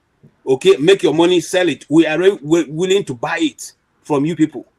Don't go to this place to go and kill yourself. This is the situation. This is the situation. This is the situation. These things can be realized, achieved without much of all these things that's going on in Anambra State. And like I said, most times it's easy to lay it squarely on what government is doing, but government is not seeing its own side where it's leading the people into crime. And I said this without any fear of contradiction. Many of them who are politicians are all in the occult. Have they been able to take themselves to court? Are they not the people who are teaching those young people what to do? Are they not the ones? Do they want us to start calling names? So this is the thing we know. They do these things behind, but they come out in the open and begin to condemn it. You know who you people are. You know what you do. You are the ones encouraging the people. Because if you bring good behavior will be available in your community. If you bring bad behavior, they will learn. You people brought money into it. When we were at primary school those days, how many people were looking for money? I was paying 225 naira from Makodi to Federal School of Arts and Science of Goja. So you guys introduce money into the system. Now you guys are dealing with the young men and making their life miserable for what you introduce. You made work to not be appreciated. You people made work not to be appreciated in Nigeria. So those who are farmers, you made it look as if farming was an issue, a big issue. So people were running away from their communities to go to the city. And you have not thought it wise to take the amenities that is driving people to the city into their communities so that they will stop leaving their communities. Okay? So when we start blaming the people, let us also look at those who are governing us. Whether look, all these people are the same thing with Daniel Bwala. Daniel Bwala is only that he did his own in the international stage. The same thing they are doing in Anambra State. You are living the issue and dealing with the fallout of the issue that you created. Anyway, I don't want to go on and on. Thank you so much. Rudolph, can I say something? No. Well, okay. Go ahead. You see, KG, we have a problem. I don't think you understand what's going on here. It's not only in the East. In the West, in the South, there is a crisis. I tell you this for free. In the name of Yahoo, children are involved in terrible rituals. Today, you ask kids. I was in Nigeria late last year. You talk to little children. They said, who school help? They don't even want to go to school. Children as young as 15 years, they are looking for money already. They don't care about school. They don't care about work. So even if we should provide farmland, they are not going to farm.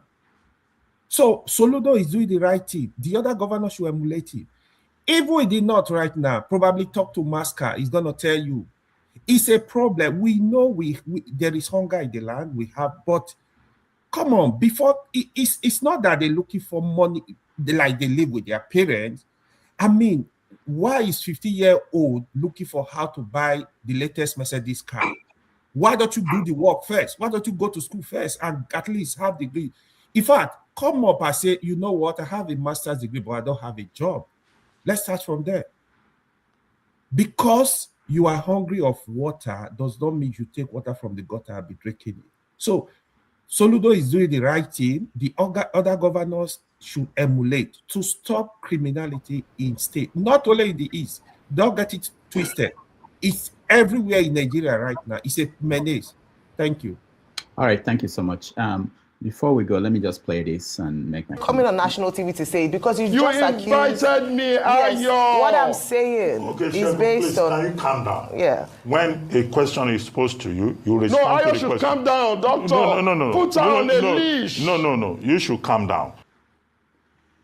So I know during the conversation with Maazi Ezeoke, it came up, about the media space, what's going on. I think it's a conversation that we'll continue to have in weeks and days to come.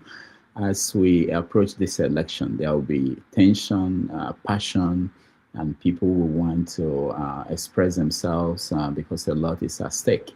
Even on this platform, every week, we are going to have such situations where people will get angry, get mad.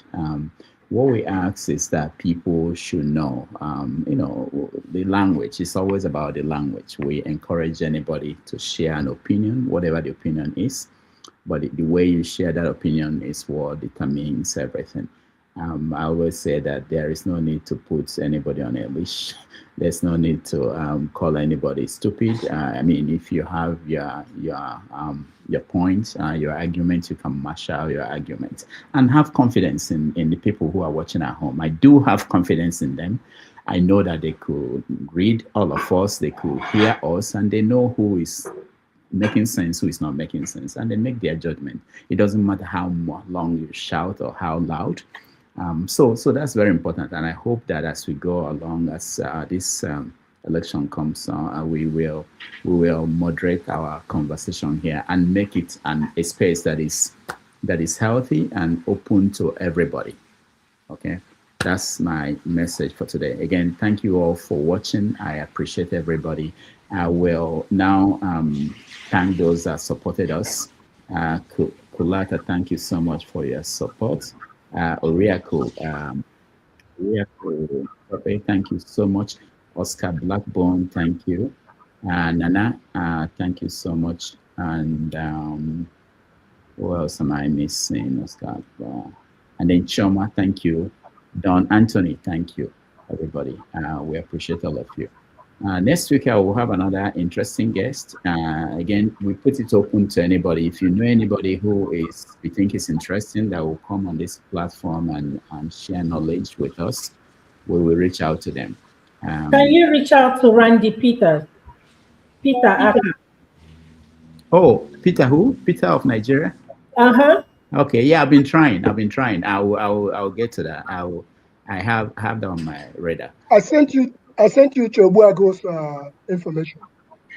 Okay, please resend it because I probably forgot. But there are a lot of people we are pursuing, trying to get them here. We will. And Zebuda should be a whole show of its own when the time comes. Yes. That one will happen.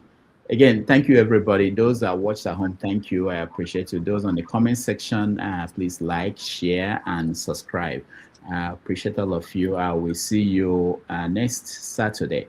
KJ has a show, so you can join KJ for the after show where we can analyze what happened on this show.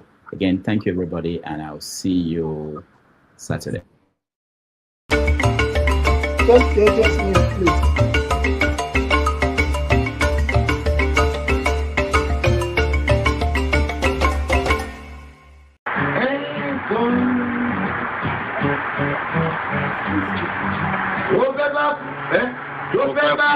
Tó fẹ́ kú torí ẹ̀.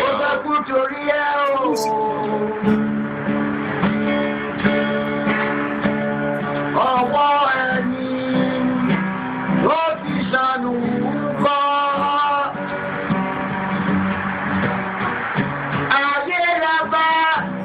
Ayé la fi sílẹ̀ sí.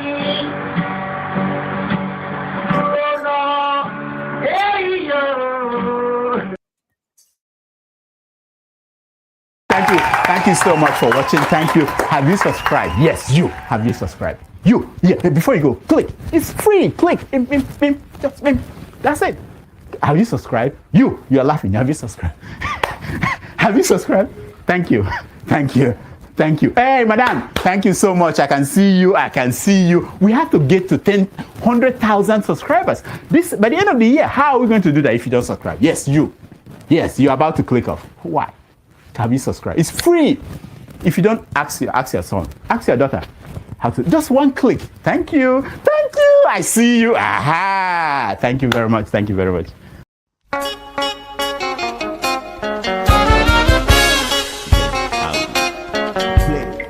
Sorry.